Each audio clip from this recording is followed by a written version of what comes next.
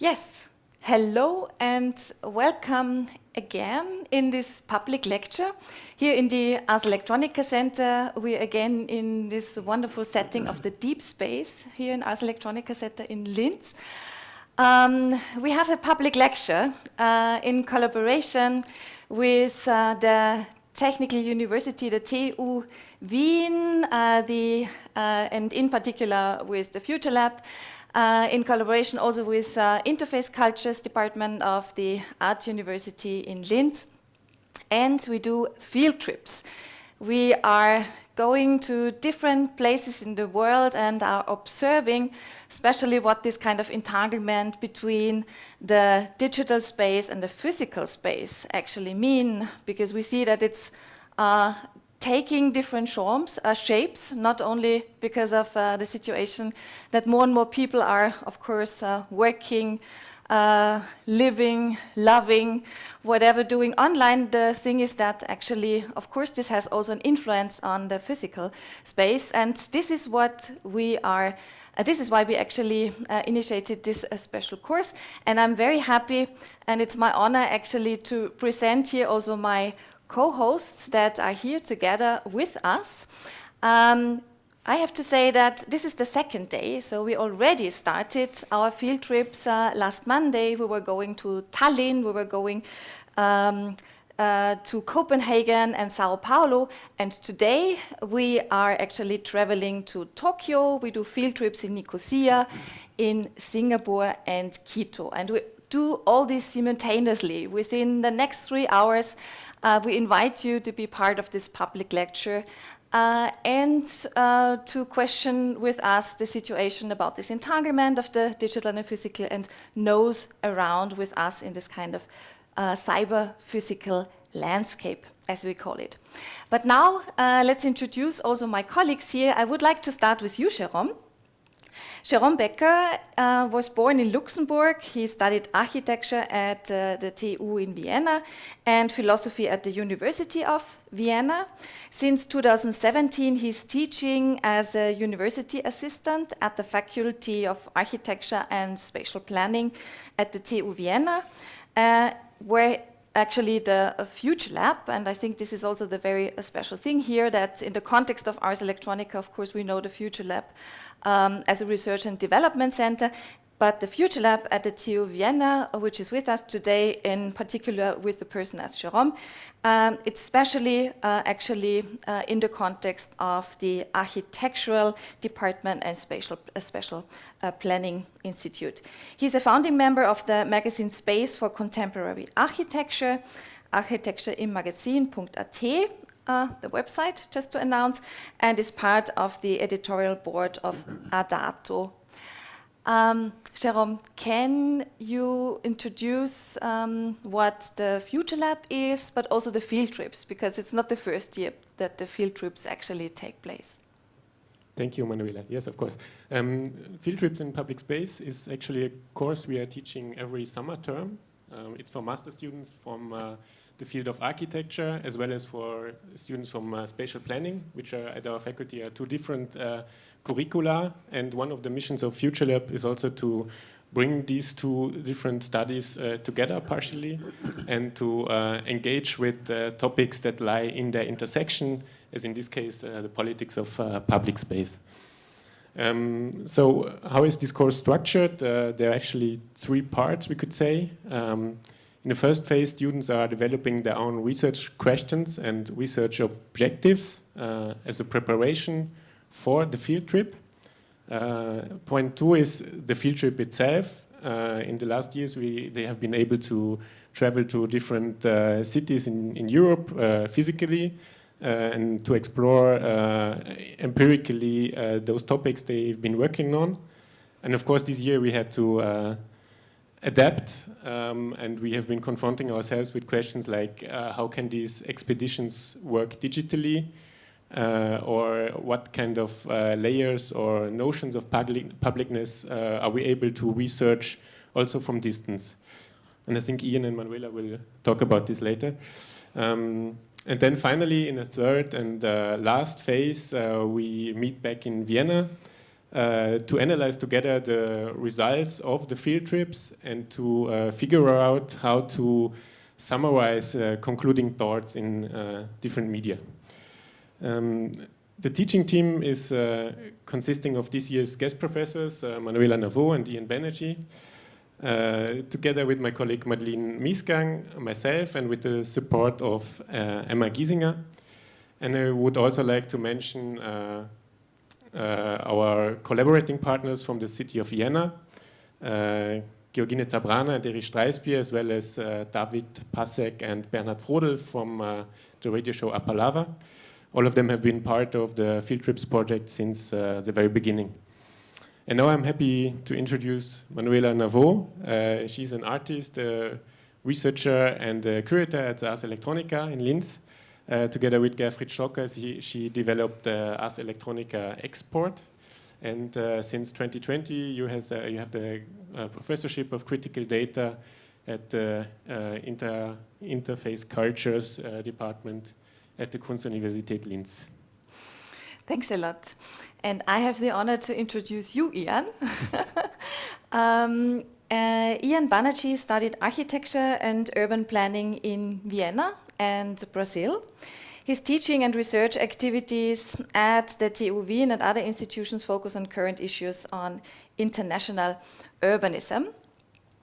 Over the past 20 years, he has gained experience in around 50 cities on 4 continents. He's particularly interested in urban innovations, new learning landscapes, and here again, these quotation marks, educational urbanism as a term that is here important for you, and automated mobility.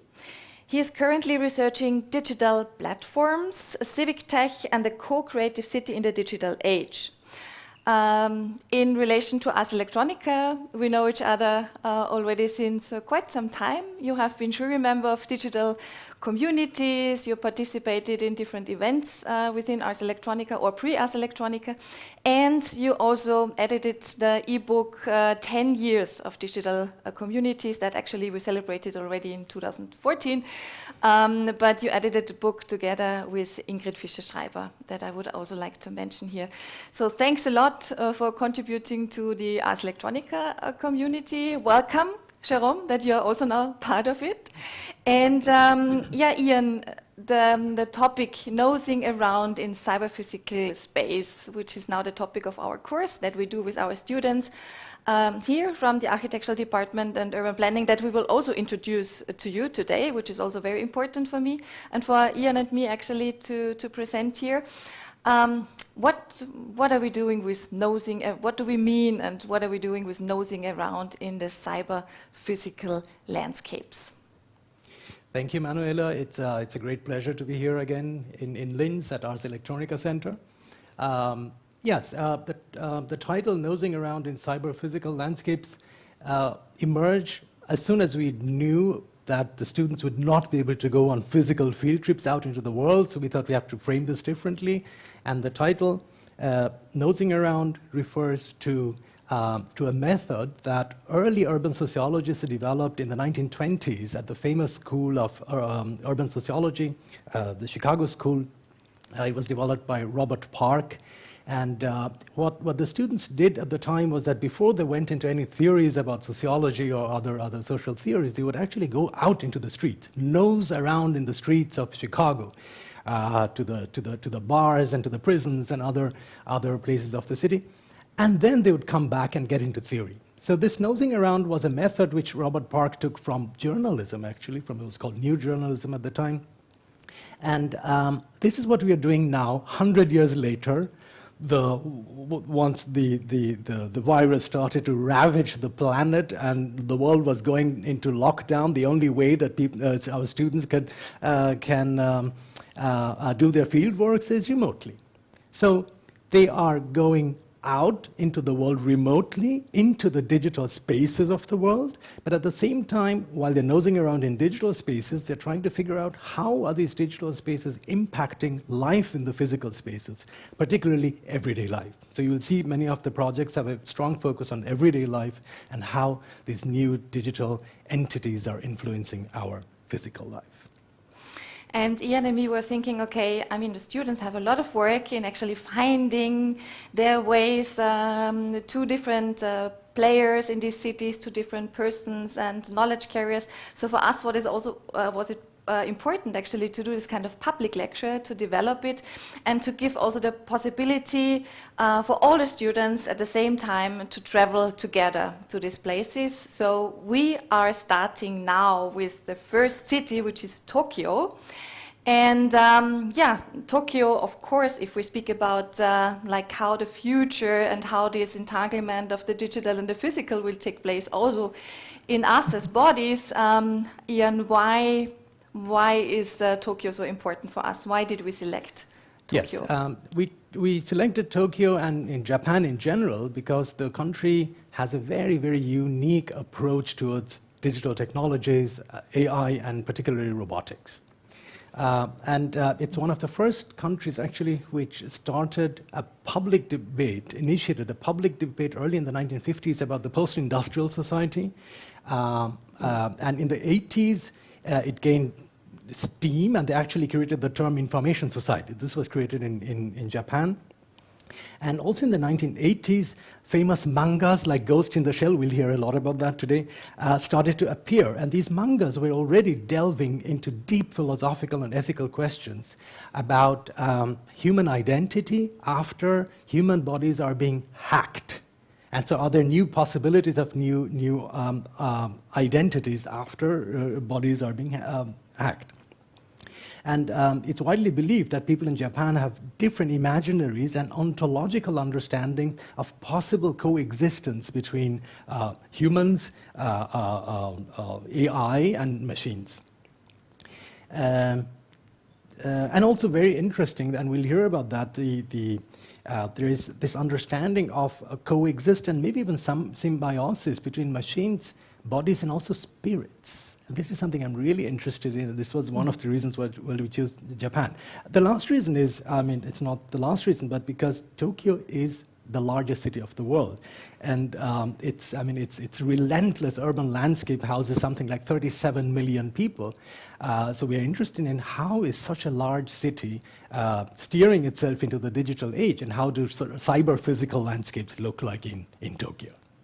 And our students prepared always this kind of images and slides that you see here in the back that are helping us actually to jump into the topic, but maybe not in focusing on stereotypes that we know about these places. This is what we can find online anyway and anyhow and very easily. They really designed this very special intro, visual intro, and the students will then also afterwards explain like what their focus is and what their questions are in particular. But now we say good afternoon to Arina. Yes. Ian, can you please Hi, quickly... good afternoon. Yeah. Good afternoon, Arina. Ian, before Arina is starting, Yes. can you please quickly introduce Yes, Arina? let me briefly introduce Arina. It's not very easy to introduce her because she has a very, very broad field of expertise. She's a curator and editor who explores emerging fields between arts and science through interdisciplinary approaches. That's a basic introduction to her. She's founder of the Whole Universe Association, director of sound art project See by Your Ears. Right. She's editor-in-chief in the arts and science online magazine Bound Ball. She has organized countless conferences, exhibitions, media productions, and many spectacular events, which I know of. She's also the author of the books Art Science Is, co-author of Information Umwelt, interesting that he used this German word, Information Umwelt, Guidebook for Playing Between AI and Human Body. Last time I saw Arina was just before the pandemic broke out, and I was at her studio, at the beautiful rooftop studio in Shibuya, at the heart of the cultural district of Tokyo, not far away from that famous scramble at Shibuya Station. I'm extremely happy that we have Arina here at this event. Welcome, Arina. The floor is yours. Okay, thank you for introducing me, Ian. Yes, so as Ian told before, yes, so I work as a curator and independent journalist and editor. And so my life work and my interest is making a connection with art and science, and so connected with new fields. Anyway, so today, so I want to talk about so what is the cyber physical landscape of Tokyo. And maybe so as Ian told, yeah, so Japan has a proud manga culture, and today so I talk about animistic imagination of Tokyo, and maybe so I mean that the cyber landscape of Tokyo is shown by animation. Anyway, let's start. Okay, so first, so what do you demand from Tokyo? It's a very famous photo spot, so called Shibuya Scramble Crossing, as I told. And then, and so it's a symbol of Tokyo where many people are always coming and going. However, under the lockdown, so now Shibuya is like this. So Japanese government has declared a state of emergency, and so because of spread COVID-19 infection. And so the Japanese government has asked most of commercial facilities or restaurants or shops to stop operating after 8 p.m. at night. But I'm sorry, this picture is just fake. I brought the fake image that was found on the internet. Actually, the neon lights still shine brightly, and many people are walking on the street. So we are still in the chaotic situation because, as you all know, so Tokyo is preparing for the Olympic and Paralympics this July. However, so according to a survey, about over 60% of Japanese people are calling for the cancellation of the games of our Olympics. It's because there is no vaccine. The vaccine is not well distributed. So many museums are still, so the museum remains closed, and including Tokyo and some cities is under the state of emergency. Anyways, it's a very, very chaotic situation, and it's still a lot of confusion. But so under such circumstances, now so corona migration is on the rise in Japan. So many people are escaping from Tokyo and seeking a land rich in nature. And the reason for this is that so our everyday work has become completely online, like this lecture. And so I think this situation has expanded the choices, the options of where to live for us.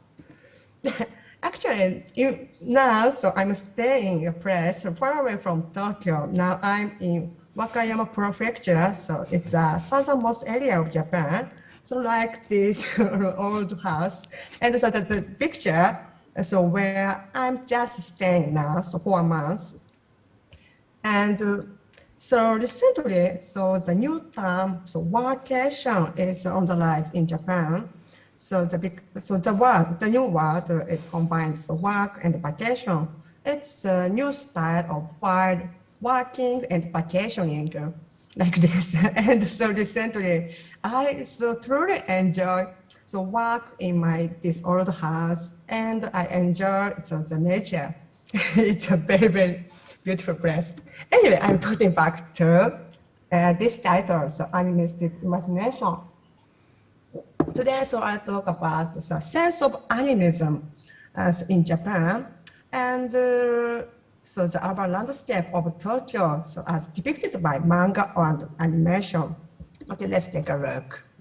First, so do you know the belief of animism? So it's a belief that so all matter has life in it, and sometimes so animals are likened to people, or so even stones or machines or some objects has life, or sometimes so we Japanese some objects regard as life or God. And so of course, but this belief is not limited to Japan. maybe it's the animism, the belief of animism is spread to worldwide. But I think it has developed in a unique way in Japan, I guess. And do you know, so this picture, it's a very, very, very old picture. It's called Choju Giga, so which means animal person caricature in 12th or 13th century. I think so that this kind of animistic sensibility has had a great influence on Japan's proud manga culture. And so the history of manga in Japan is very, very, very old. It's dating back to like the Choju Giga. And so these pictures are characterized by very humorous drawings of humanized rabbits or humanized frogs. It's a very, very famous pictures. And then, so as you all know, so Japan is a country of manga. And I'm also a big fan of manga. And for example, so it's a very, very famous spot in Shinjuku. And if you can come to Shinjuku, you can witness a statue of Godzilla, fit from a legend sci-fi movie, Godzilla, do you know? And all Japanese knows that Godzilla walks in the city and destroys every buildings in Tokyo. But interestingly, so Godzilla is a terrifying monster, but he is also a symbol or avatar of God. Yeah, it's a Tokyo landscape, so the physical landscape. And also maybe, so besides that, so if you come to Tokyo, so you can find a lot of advertising poster of manga. And especially maybe, so you can find them in public station. And so like this advertising, the manga market in Japan is so big. And so it's reported so that manga market in Japan had reached 600 billion yen, so last year. And maybe in euro terms, maybe it's 4.5 billion euro. Anyway, so huge big market, so big, huge market. And then, so this year and last year, so the Olympic year in Japan, and so many large museums planned the exhibition Future Manga because introducing the manga culture for international tourists of Olympics, like this Manga City Tokyo in the National Arts Center Tokyo, or What If Tokyo, which created by so many comic artists. And then, so this picture is an announcement on an online talk show that I attended just last year. And so the title is The Power of Manga. And how can we understand the future of technology and society through manga? And so now I've been thinking about how we can use our imagination in manga to imagine or to contract the future society. And it's a series title. And now I've continued to the project, The Power of Manga. So with science, technology, and manga's imagination. Okay, today, so what do you imagine? What is Manga City Tokyo? And how did some comic artists depict the Tokyo city? Okay, let's take a look. Okay, so first one, I'd like to introduce a legend music video by Ken Ishii, so who is a Japanese techno DJ. And the animation is directed by Koji Morimoto. Can you take a look?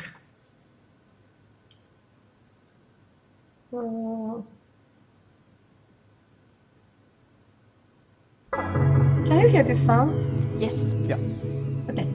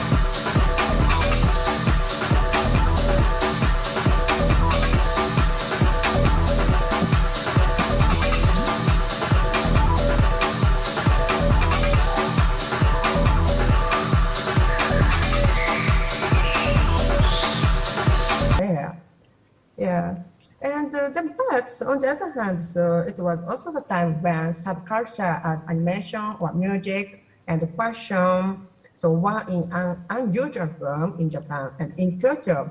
But I think that the image of cyberpunk city Tokyo, like this music video. Also, I wanted to introduce the next one, Akira. Maybe it's a very famous movie, so some people also know this. And perhaps I think this is one of the most iconic works of this period in Tokyo. And so the animated film Akira, directed by Katsuhiro Otomo. Anyway, let's take a look together.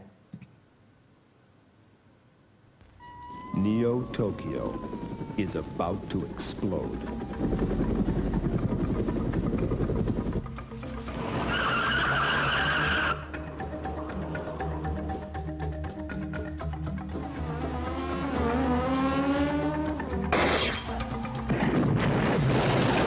Streamlined Pictures presents a state-of-the-art adventure, Akira.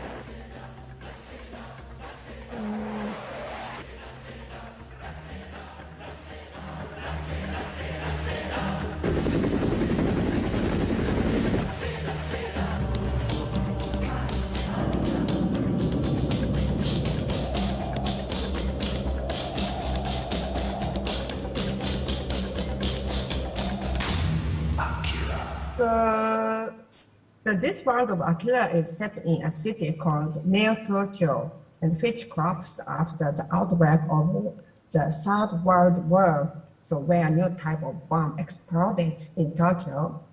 And in an interview, so the creator Katsuhiro Otomo said that, so in Akira, I wanted to depict Tokyo because Tokyo is so fascinating to see such a thoughtless, distorted, and rapidly changing city. And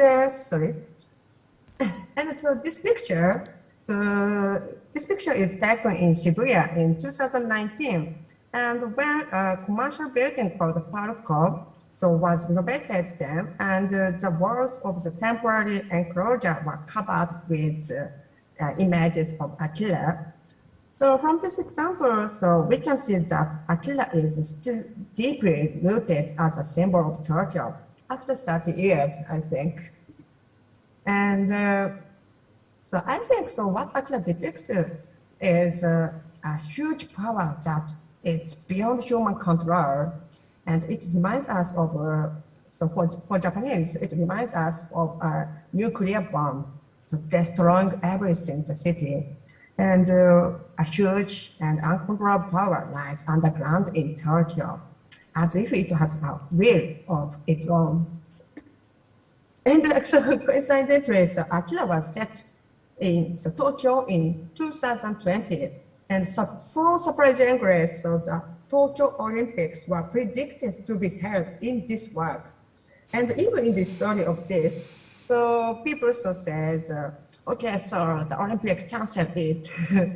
And so this topic was often talked about as an example of how the imagination of manga could predict the future. And today I'm talking about so many works of animation. And so next, I'd like to talk about Evangelion.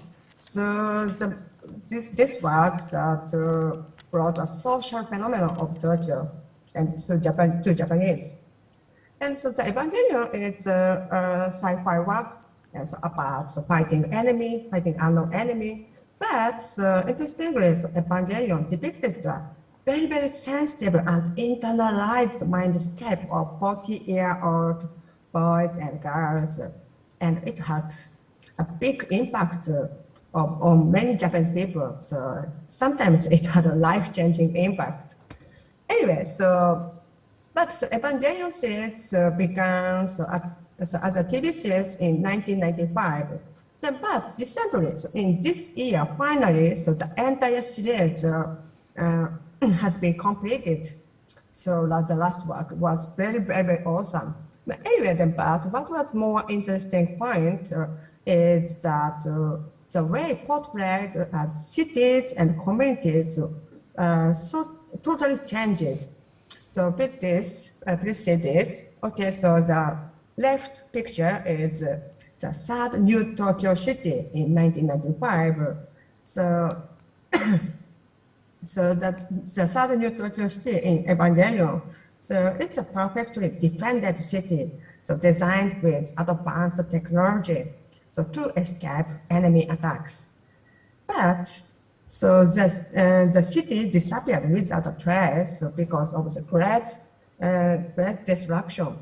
And in 2021, so there is what remained was a small old-style community, so-called the Third Village. I'm interested so the change. So maybe so the creator, so the directed by Hideaki Anno. So I think so he thanked us. He thought that so we have to change the situation. So as the social situation changed. And in the third village in the story, so people made a living by farming rice and fishing, and the survivors of destruction lived together in a small community, helping each other. Yeah, I think so this change in setting of Evangelion is very relevant to today's social situation. And I reminded this image from watching the Evangelion. So for example, so the global warming, so the people were no longer able to live in the city. And at that time, so we may be living with nature in small communities, just like in the Third Village. Anyway, so how can we survive in the situation of global warming? And so after COVID-19 infection, so we have learned a lot of things from it. So for example, so last year I found the news. So when the cities went into the lockdown, and the news showed and wild animals walking around the streets. I felt it's very, very interesting phenomenon. Yeah, so until now, so we have thought that cities were only for humans, haven't we? But from this thought, so now I have started a research project called Research of Biophilia, and give space to the animals and to non-human beings. And so with that is Nahoiguchi. Anyway, yeah, today so I have little time, yeah, and so I will talk about today. Anyway, but so my last theme is about how human and non-human can coexist.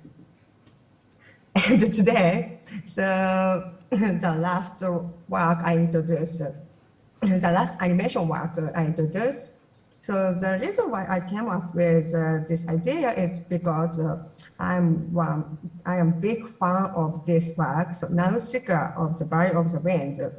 And it's a film directed by Hayao Miyazaki. And okay, let's take Grilla.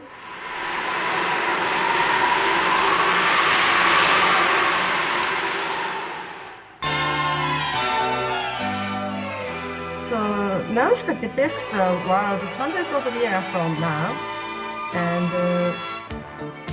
so this world is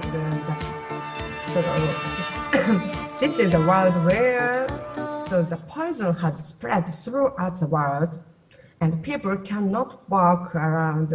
The people cannot walk outside without masks, like today's situation like this. And I think the work is very thought-provoking in today's societies where COVID-19 infection has spread worldwide.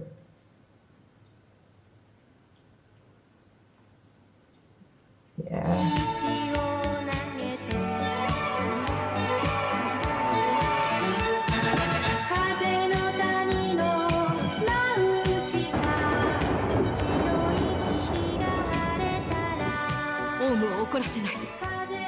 が起こると世界は滅びる。 Okay, yes, so in this Nonsticker world, so even though the world is poisoned for humans, but the trees in forest like this picture, so they are cleaning up the environment by emitting the poison. And Nonsticker says, so the world cannot be divided into clean and polluted. So life in the middle of purity and pollution.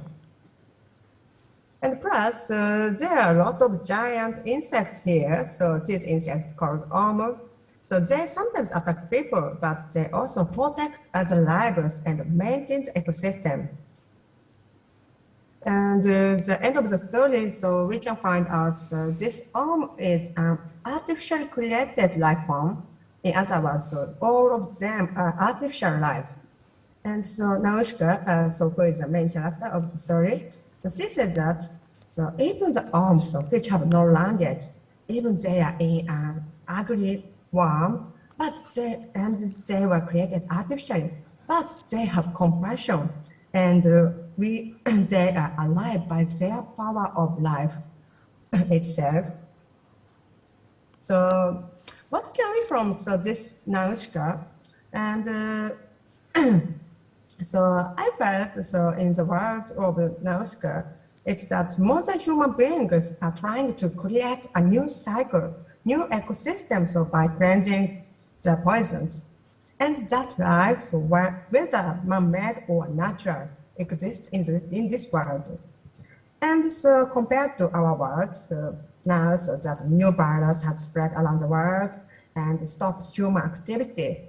But then it is time to move away from the viewpoint that cities are human-centered.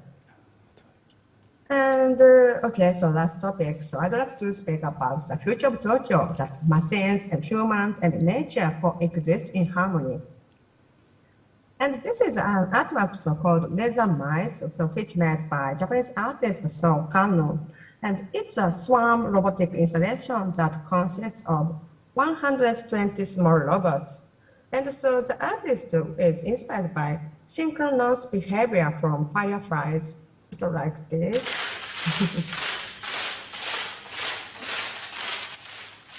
Maybe so this work is shown in 2019 as Electronica. Maybe so some people so watching this. Anyway, so there's normally a network of swarm animals is invisible. But in this case, so those robots create so visible networks via laser light like this. And then, so they make a sound, right? And as a result, so they generate so like rhythm patterns, so that continuously changes like this. So these robots move according to the parameters designed by the artist. But so where they go and where they create a rhythm is left to their own behavior. It's a very interesting point. So I feel so as if a kind of autonomy is born in the machine, and it can even exist together as a kind of life. So it's rather than a human-centered design that tries to control everything by human, but so they are very freedom. And then, as an opportunity for people to experience my feeling, so I organized a live event in the exhibition I created last year, and in which human musician and robots had a live jam session, improvisational jam session. So, okay, let's take a look.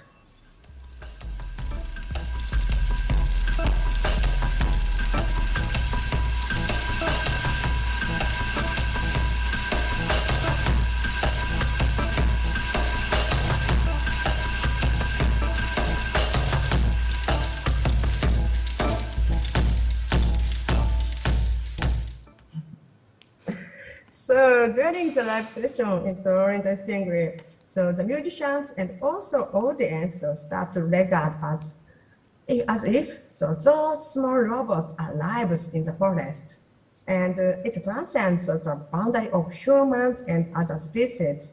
On the dance floor. So we call the live stage as on dance floor, and so on the dance floor. So we assemble the answers. So even though so which one is robot and which one is human, so it's no boundary. Yeah, and so the human audience and robots can dance together with music. Hey, okay. Anyway, so if we use so our imagination from such workers, so I think so we can see the city as nature in the future like this. And so there is a complex ecosystem in the city we live in.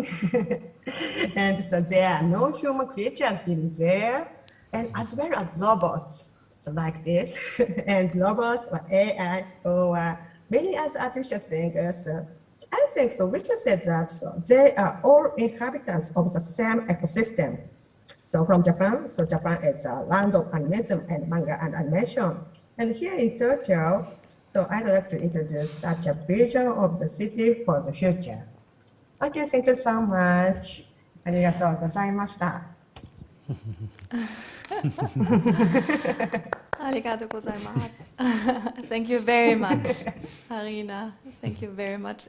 What a wonderful last slide. The city, the nature, and the art piece all collaged together. So beautiful. Yeah.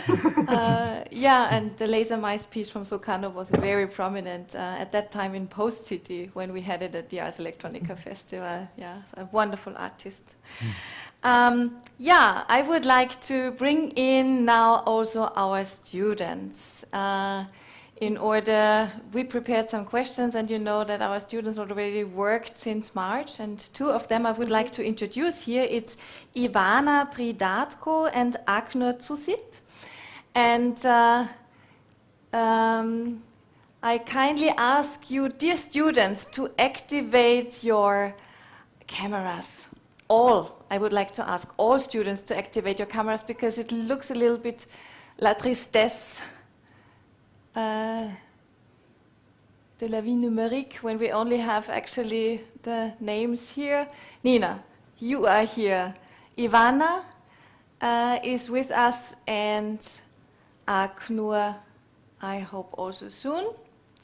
Yeah, would you like to please ask Arina your questions? Thank you very much.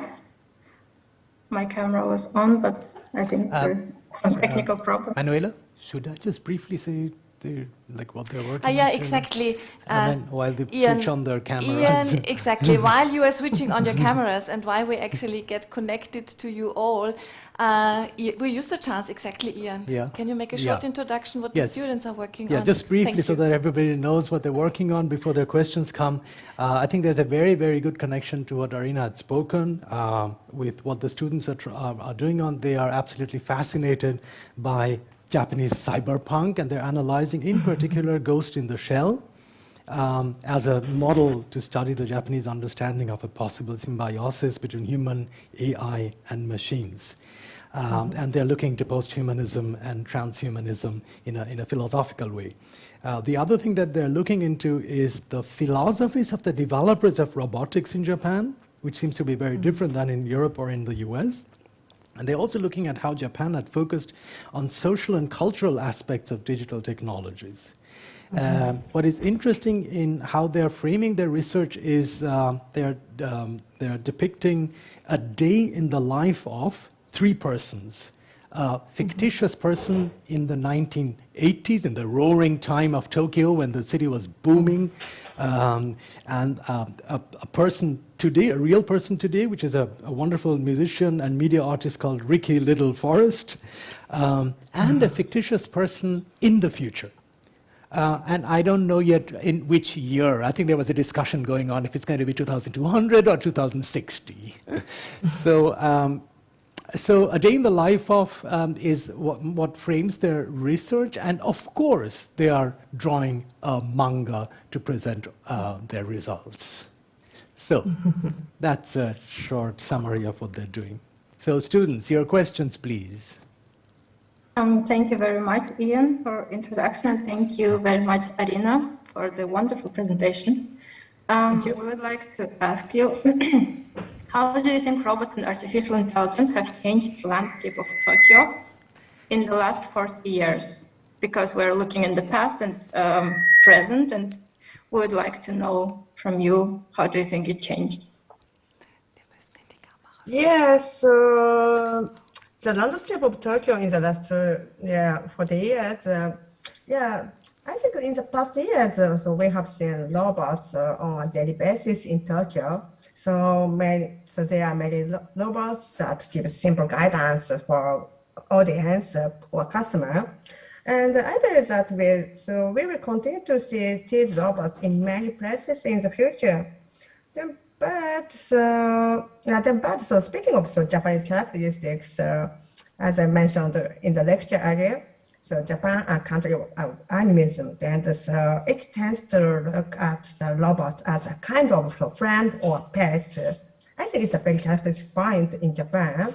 And so, for example, so some people even hold a funeral for eyeball, so which is a Sony pet robot. Okay, so when it breaks down, so it's more almost pet. So for Japanese people, so robot is almost pet or almost family. And then maybe in Tokyo, so I can imagine that so we will see more and more cute robots all over the city in the future, I guess. Okay, thank you. Thank you. And our next question is, what are your thoughts on the use of social media in Japan and its current impact on the society?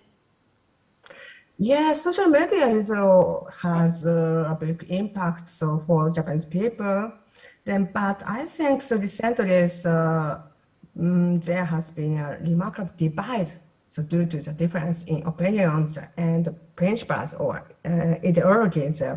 I think that the direction tend to be very negative.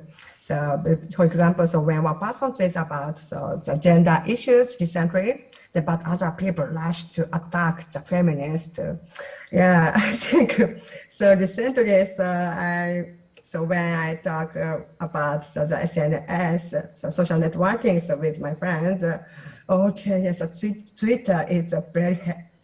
So Twitter is like a hell, and it's a very negative situation. But under this circumstance of COVID-19, so social networking is an essential tool for us. And I think each of us is connected to each other with a moderate distance. And now, so we try to learn what is a moderate distance from social networking. I think it's okay. Thank you. And one more question we'd like to ask. Do you think robots and AI can help solve the problem of depopulation, in your opinion, and how? Yeah, I think so. Yeah, maybe probably 30 years from now, so Japan will be facing a very, very aging and depopulated society. And I think yeah, we are approaching a situation where we will have no choice but to depend on AI. And so, for example, a researcher says that the research on the use of avatar robots is progressing. So, and the use of avatar robots is developed so rapidly that in order to cope with declining labor force. And yeah, maybe until a few years ago, it was often said that also AI would take away from human job. But in Japan, so recent studies have shown that AI invention in the workplace can improve the quality of work, or AI can improve the well-being for workers. I think maybe in Japan, the AI and robotics used for depopulation or aging society. Thank you. Yeah. Thank you for the question. Yeah, thank you so much, Arina, for your presentation. Thank you, Aknu in Divana, also for your questions. And I'm sure it was very inspiring what actually Arina was talking about and sharing with us now. Now let's jump into the next city. And now we go actually online with Nicosia. And but before we are presenting here our next speaker, Ian, can you please give us, you make it so wonderful, can you make a short sum up why Nicosia is so important for us and why we were suggesting it? Yes, Nicosia, why did we choose Nicosia? Nicosia is one of the very few cities in the world which is divided. And there is a growing number of initiatives in Cyprus and in Nicosia to bridge this physical divide with the use of borderless space of cyber-physical spaces, like digital space. So this is the reason why we chose Nicosia. It's situated at a very interesting geopolitical corner between Europe and Asia, and the conflict between Turkish Cypriots and Greek Cypriots led to the division of the city in the 1960s. Now, the question that many people are asking is that can the borderless digital space unite the physical divided spaces of Nicosia? This is why we chose Nicosia. Yeah, and I think it's important to mention here that the borders have been open, so the borders opened, but because of COVID, actually they closed again. So just recently, 1 year ago, when the general lockdown came, actually also the borders closed then in Nicosia again. And this is also because this was the time when I was there also, and meeting Kleanthis Neokleos. I would like to present here Dr. Kleanthis Neokleos, graduated from the University of Cyprus in June 2011 with a doctorate in computer science and has a multidisciplinary academic background in various fields, including virtual reality and 3D graphics, electronic health, cognitive psychology, computational neuroscience, machine learning, intelligent diagnostic systems, mechanical engineering, electrical control engineering, and space science and technology. He was involved with the conception, design, preparation, writing, and coordination of many national and EU research projects during and after his PhD. Kleanthis, Dr. Neokleos Kleanthis, co-founded in parallel 2 innovative startup companies in virtual reality technologies and e-health applications in line with his academic research interests. Since 2019, Dr. Neokleos is employed at the first research center in Cyprus, focusing on interactive media, smart systems, and emerging technology. And the institution is called Science. And he is a team leader of the immersive technologies for intelligent and creative applications called ITICA, this kind of multidisciplinary research group that he is heading. So a very warm welcome, Kleanthis, and it's great that you are part of our field trips, of our nosing around in cyber-physical landscapes, and I would like to give you the stage now. Hello, Manuela. Hello, Ian. Hello to the students. Thank you very much for the invitation. I wish I could be there. It looks very nice when I see you two there on this beautiful stage there. So I wish at some point that we managed to have the same conversation, but from a different perspective. Hello from Nicosia or Lefkosia. And that sounded a little bit like Eurovision now. Which is so how do I do it? I share my screen. How shall I begin with the presentation? Please. Yes, okay, so let me try and share the screen here. Wait a minute.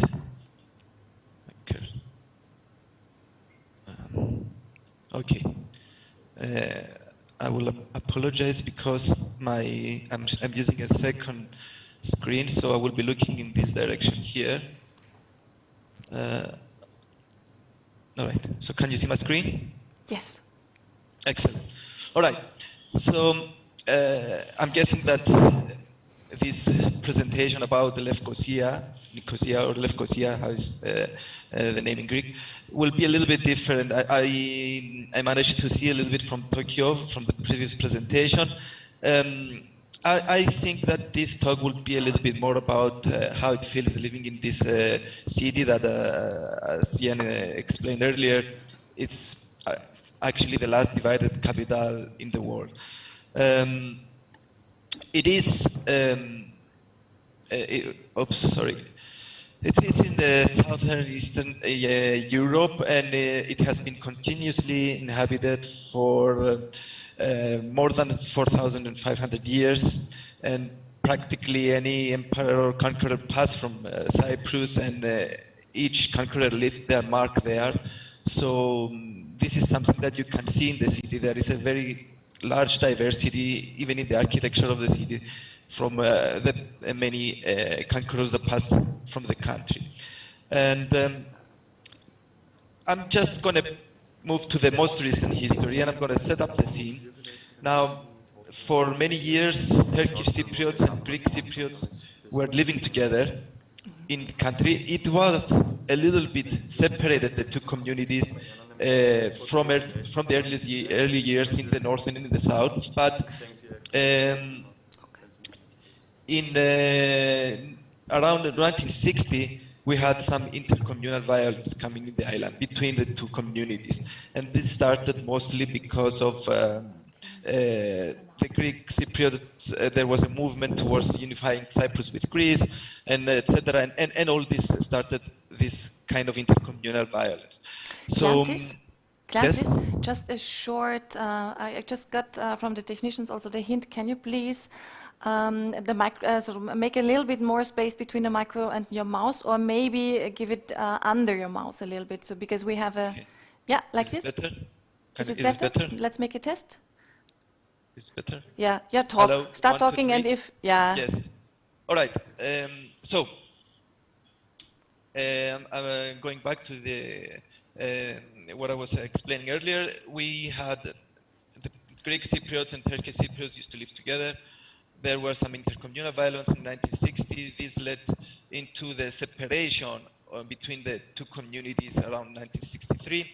And then in 1974, there was a coup in Greece from the military junta that had the goal to unify the island with Greece, and that led to the Turkish invasion in 1974. So since 1974, the country is divided.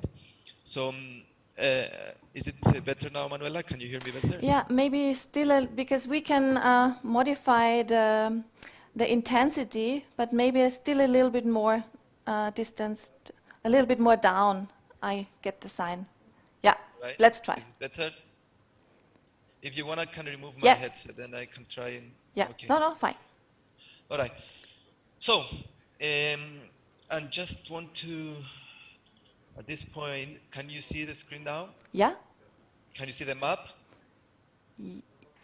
Now we see your control unit. You don't see the map of Nicosia? Yes. Now we see the world. The world, excellent. All right, so here is Cyprus, Eastern Mediterranean.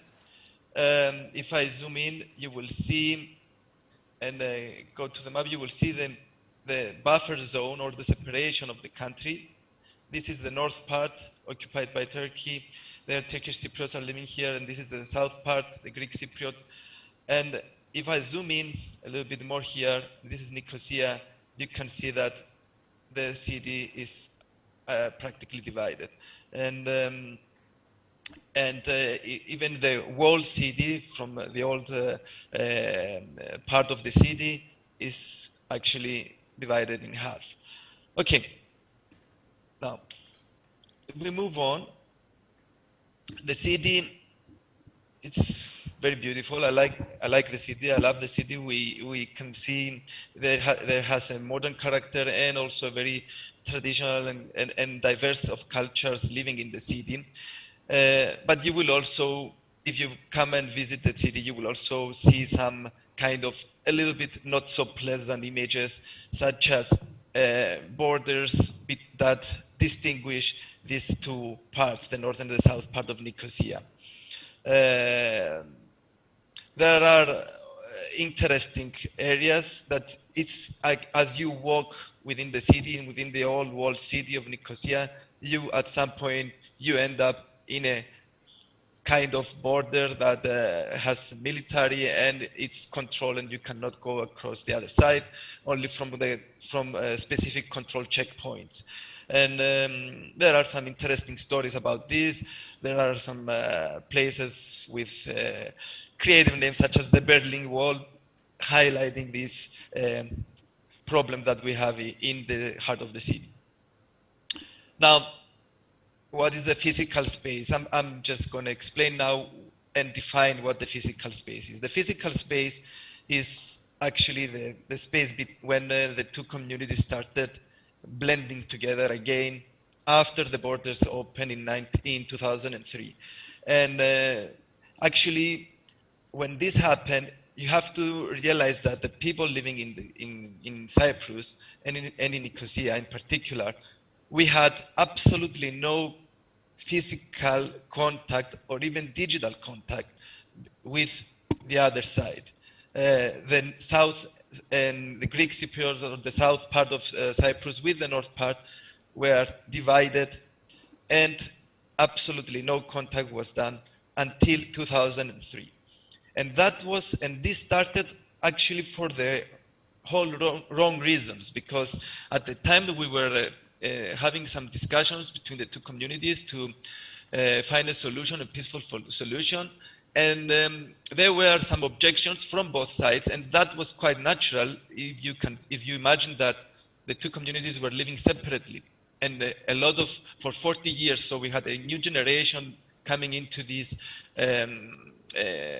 They were living in these two communities without having any communication, so it was quite difficult to come from one day to another into a complete new reality of living together and having a different structure of the island.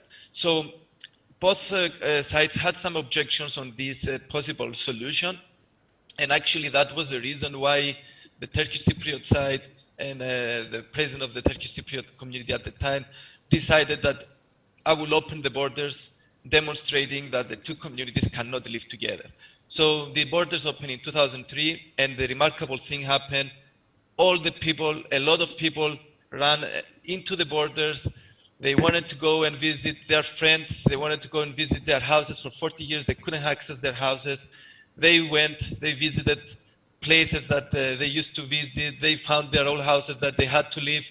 They found the new people living in those houses that saved all their stuff. It was a very emotional time and period of Cyprus.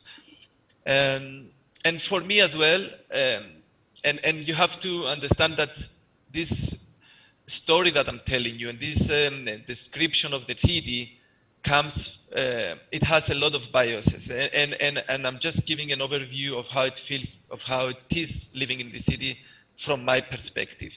And my perspective is someone that was born in 1979, so I didn't actually live the problematic situation from 1974 and before. And also I'm a Greek Cypriot, so again, I see some things from the view that was easier for me to see. So it is a little bit biased, my view and my explanation. But again, when the borders opened and I had the opportunity to go to the north side, that was something very exciting with me. I immediately wanted to go, and it's something that it's quite unique. I have never seen something similar in any other place in the world. And what I witnessed was that walking only across the borders at that time and going something like 100 meters that was not possible to do before, you actually see and feel like you are in a different country. And this is, you can see it in the architecture, you can see it in the signs of the buildings, in the letters, obviously. Most of the writing and the language is in Turkish, and the other side is in Greek. So it was quite disturbing at the beginning and not very nice, but very fascinating, and it opened a lot of possibilities and opportunities, and how to try and see how we can live together peacefully. I also went at the beginning quite a lot in the north side. I really enjoyed it. I started making friends, and my friends, we went there. We enjoyed a very nice beer. They have a super excellent DRFS Pilsen, which I really enjoyed, and I kept going in the north side in Nicosia. Then you can see also very creative part of the city, which was new for us. But again, you can also witness some disturbing images, such as trying to establish the dominance between the two communities. You see a lot of flags, Turkish and Turkish Cypriot flags. You see a lot of Greeks and Cypriot flags on the other side. Still, this is quite dominant I would say, in both north and south parts of the city. However, when the border started, then we had a lot of movement, especially from young people and older people that used to live together. There is a kind of a generation that passed this conflict period that is a little bit problematic, and not problematic, that they experienced it in a different way. That's why I'm telling you that the story that you're hearing is a little bit biased, because it depends in which age you passed that period. But the beautiful thing about it is that the young generation, a large majority of the young generation, started a lot of initiatives, and they had a lot of events and a lot of peaceful events trying to bring the two communities together. Very touching and very moving incidents happened during that time that still continue to happen. So, excuse me, we witnessed a lot of beautiful and nice images over these last years since the borders opened. So there are quite a lot of nice and interesting stories that you can hear and that we heard over the years since the borders started. Some are touching stories, some are stories that annoy you a little bit. Some are funny stories. I have a lot of stories. If we have some time, I might tell you a couple of. But one funny story is that in 2016, in Nicosia, we had like Turkey decided that that the Turkish Cypriot part, the north side part of the Nicosia, will follow the Turkey time. So we had a 1 hour difference between the north and south part of Nicosia. So you could actually, if you were exactly on the border and you had one foot in the north part and the other part foot in the south, you were actually having a space-time paradox. We had half of you were 1 hour in front and the other half 1 hour behind. So there are a lot of funny and interesting stories and weird and personal stories that happened since the borders started open. Now I'm going to move a little bit now to the digital space. Now the digital space, we talk a little bit about the physical space, how the two communities started blending together, and now we see the impact and the contribution of the digital space. Now there were a lot of initiatives, there are a lot of efforts done by many organizations, but I'm going to talk a little bit more for science, which is the institution that I'm working on. That's Manuela mentioned earlier in her introduction. Now, science is very recently started. It's only 2 years old. It's 3 years old. It's a center of excellence funded by EU and by the Cyprus government. It's started as a project. Now it's a center which basically is a joint effort between the local universities of Cyprus, the University of Cyprus, the Open University of Technology, and the Cyprus University of Technology, the Open University and the Cyprus University of Technology. We have the Nicosia municipality as part of the center, and we have 2 external partners, Max Planck and UCL. And the center is mostly working into contacting excellence, research excellence, but also to foster innovation and change.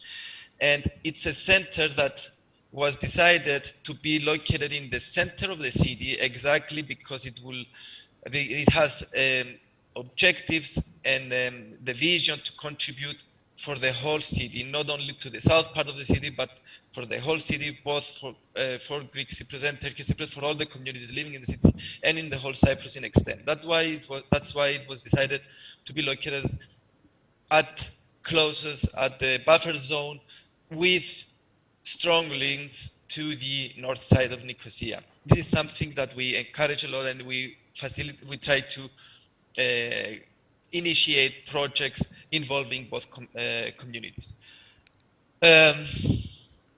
It's okay in the heart of the city. We have two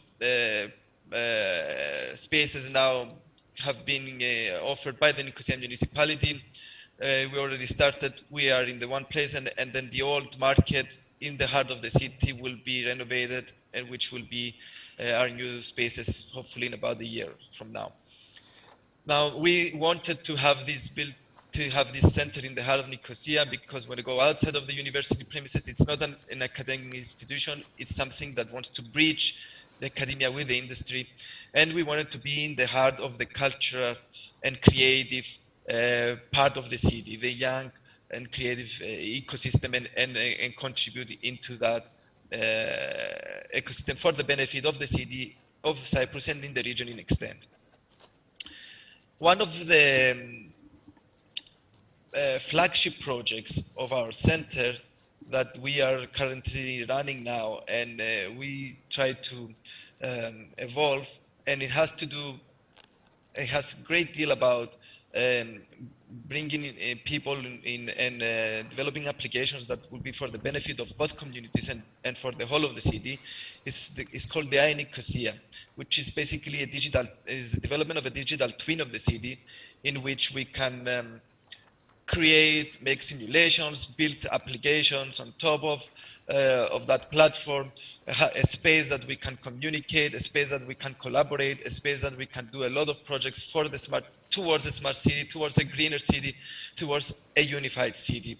And it is something that is under process, is going now under rapid development. It has a lot of people working, a lot of applications, a lot of ideas, and as I explained and highlighted, it has the vision and the objective to embrace the whole city and bring people from both communities.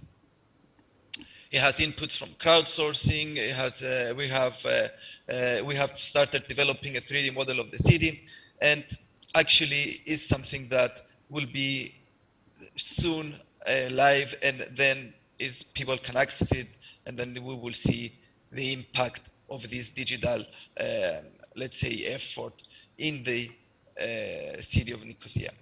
Now I'm going back again. At this point, I want to go back again to the map of Nicosia. Do you see the map of Nicosia now? Yes. All right. And I want to close, let's say, the presentation here by showing you where my house is. My house is, if I find it now, let me see. Yeah. So this is my house here. And if you see here, this is the green line. So you can actually walk from my house. This is something like around 100 meters. 100 meters from my house is a border you cannot go across, but on a walking distance, I can have access to parks and into the old part of the city from the north.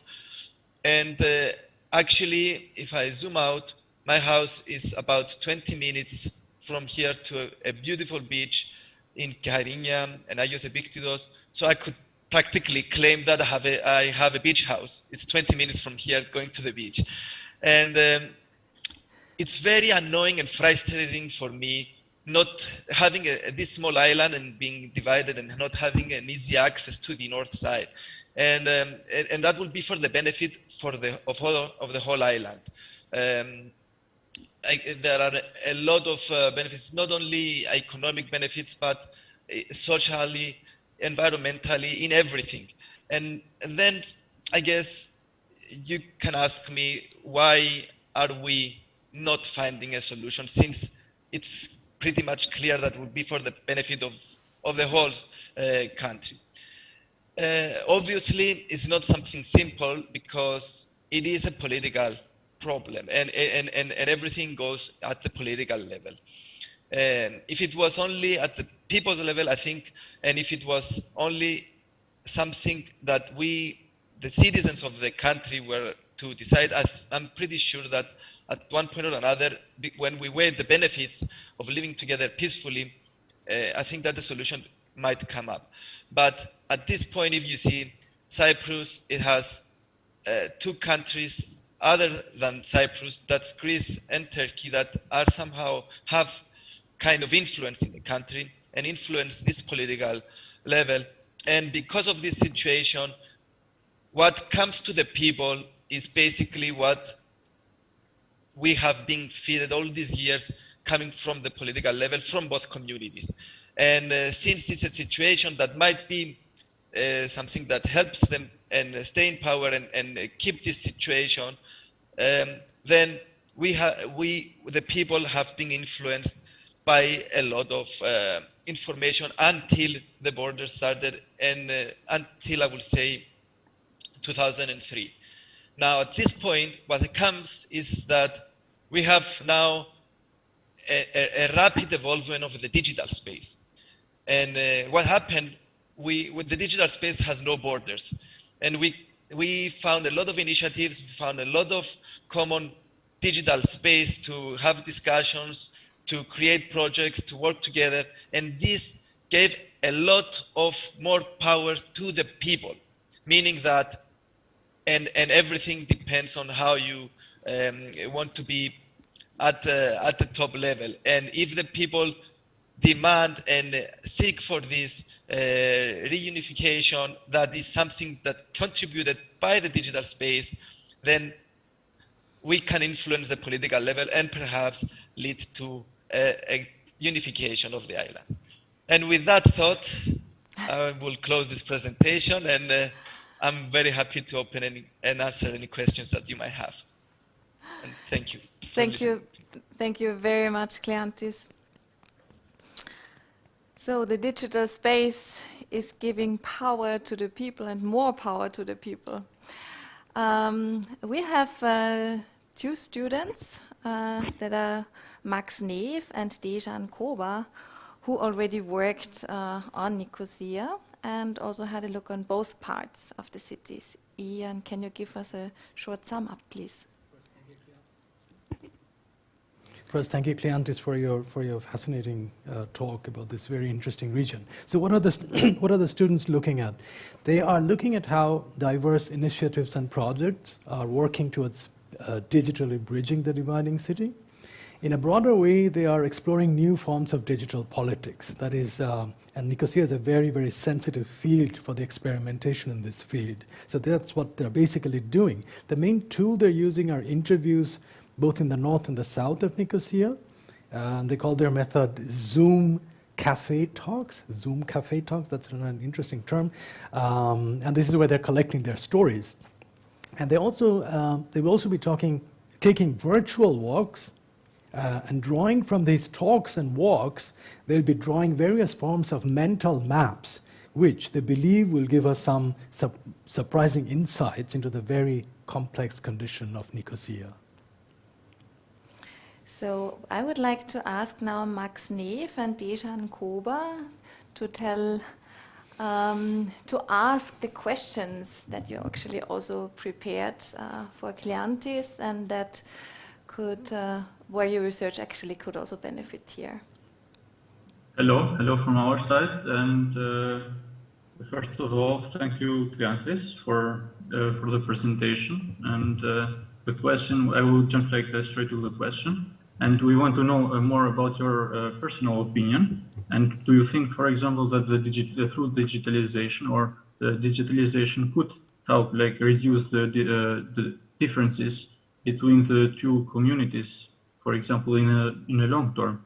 And if you are like aware, do you know like any other projects like similar to digital twin cities that are trying to do something similar? This is like. Hi, Dejan. Yeah. Hi. Yeah. Thank you for your question. First of all, I want to say that Dejan and Max have been. Clantis, we can't hear you very well. Yeah, let's try. Is it better now? Can you hear me a little bit better?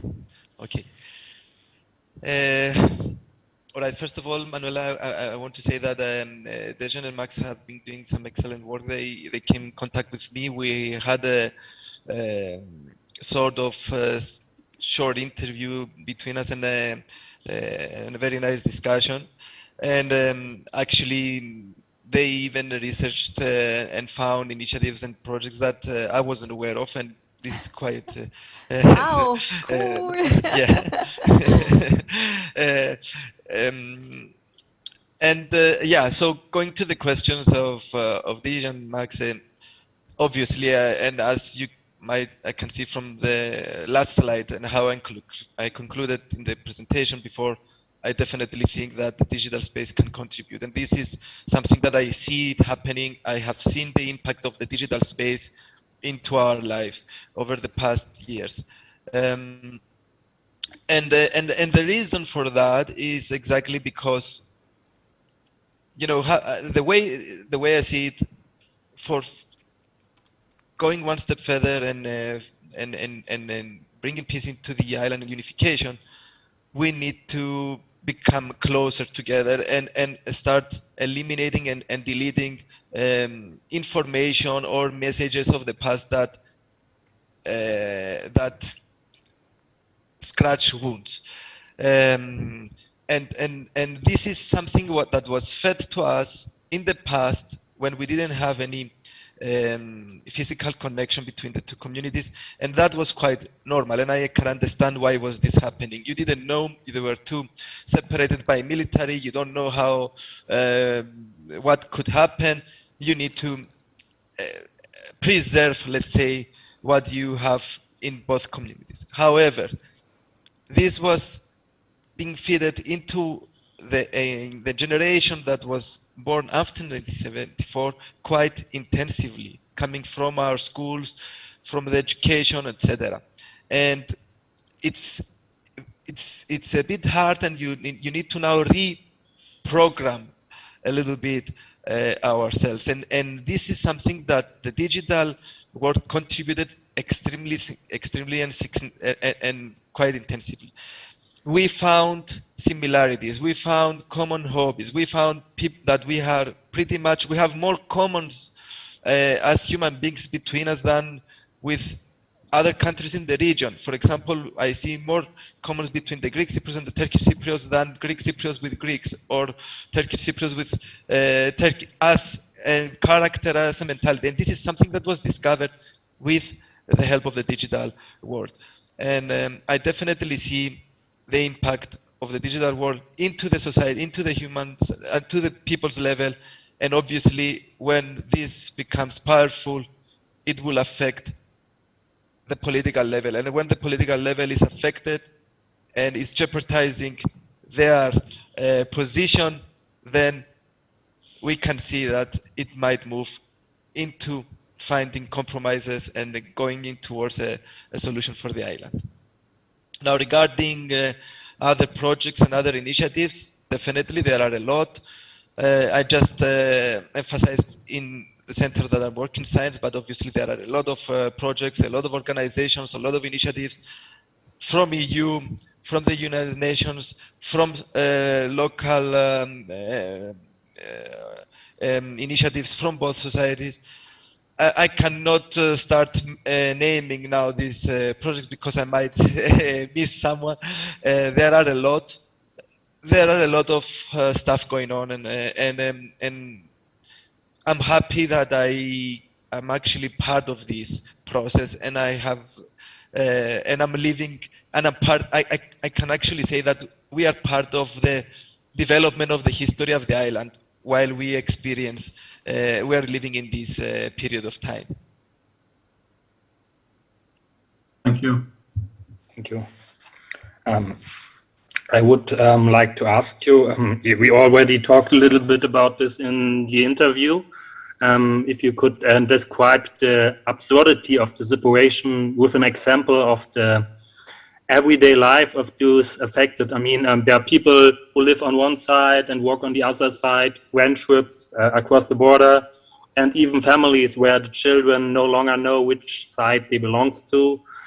So maybe you know some personal stories to understand the results of the conflict for normal people and also maybe for the next generation, maybe or sometimes the already connected next generation with the other side. But it's also a little bit, this absurdity, I think.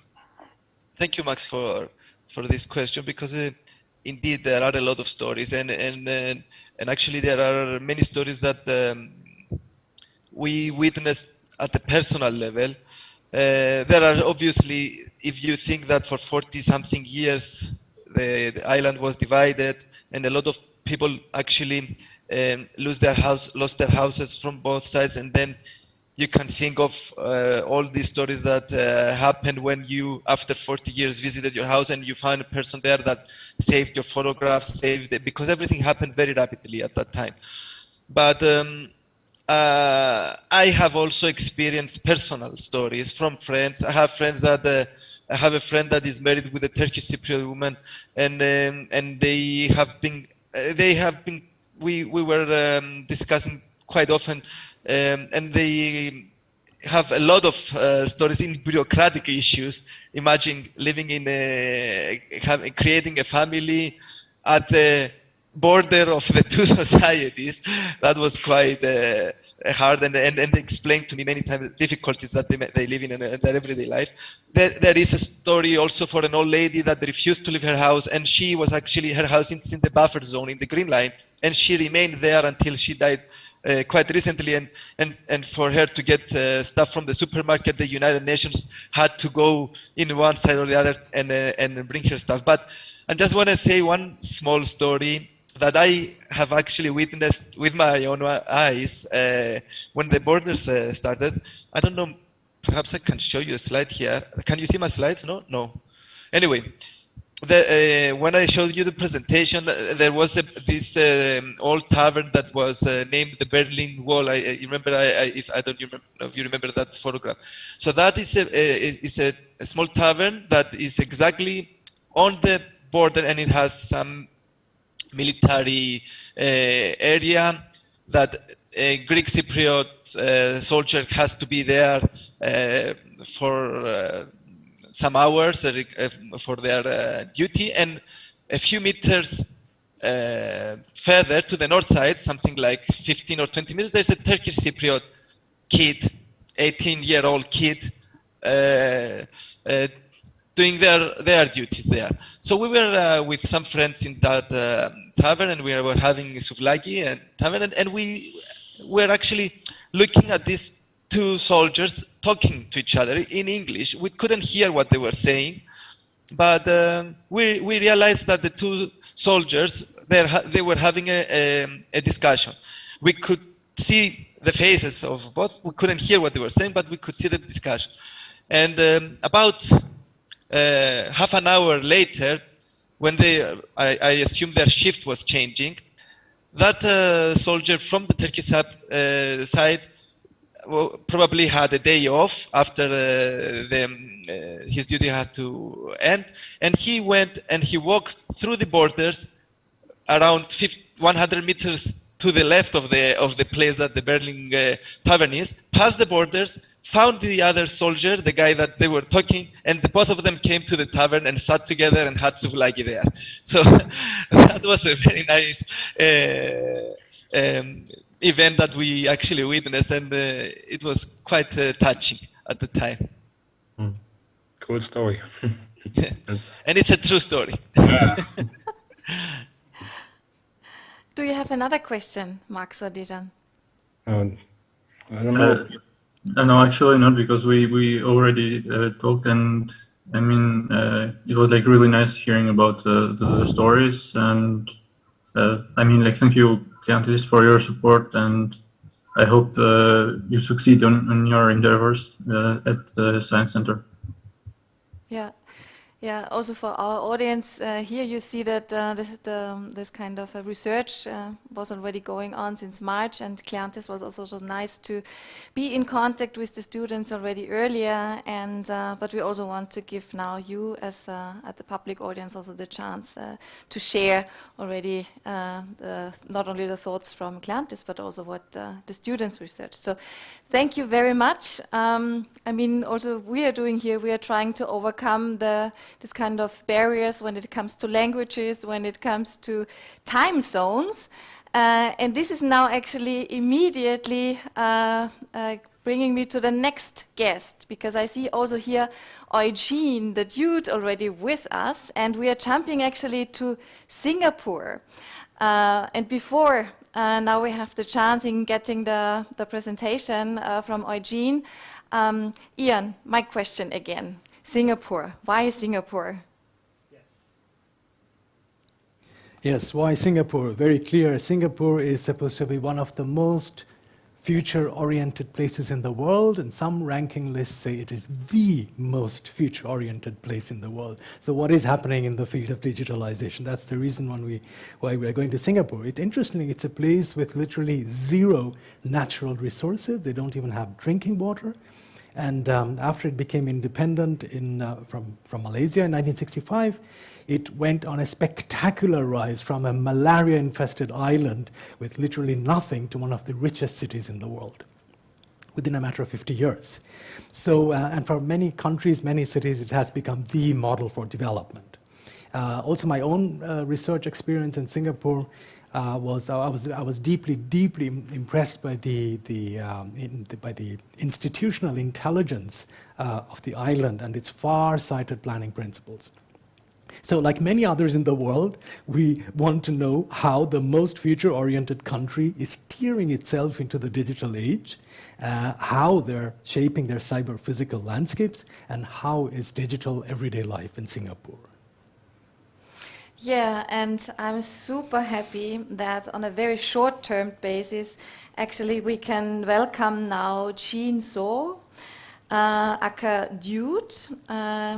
Eugene is a tech artist, and he's the founder of Dude Studios, a creative tech studio focusing on virtual reality and augmented reality, and Mind Palace, a social enterprise that uses VR to help dementia patients and nursing home residents revisit fond places and explore the world from the comfort and safety of their chairs via VR and virtual reality, keeping their minds active and slowing the effects of dementia.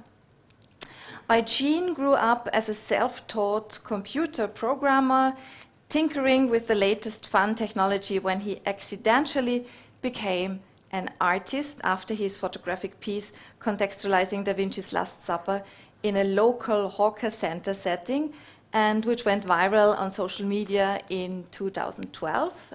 So if you go to the website from Eugene, dude.sg, you can also find his TED Talk where he's wonderfully and in a very nice and humorous way explaining how actually this happened.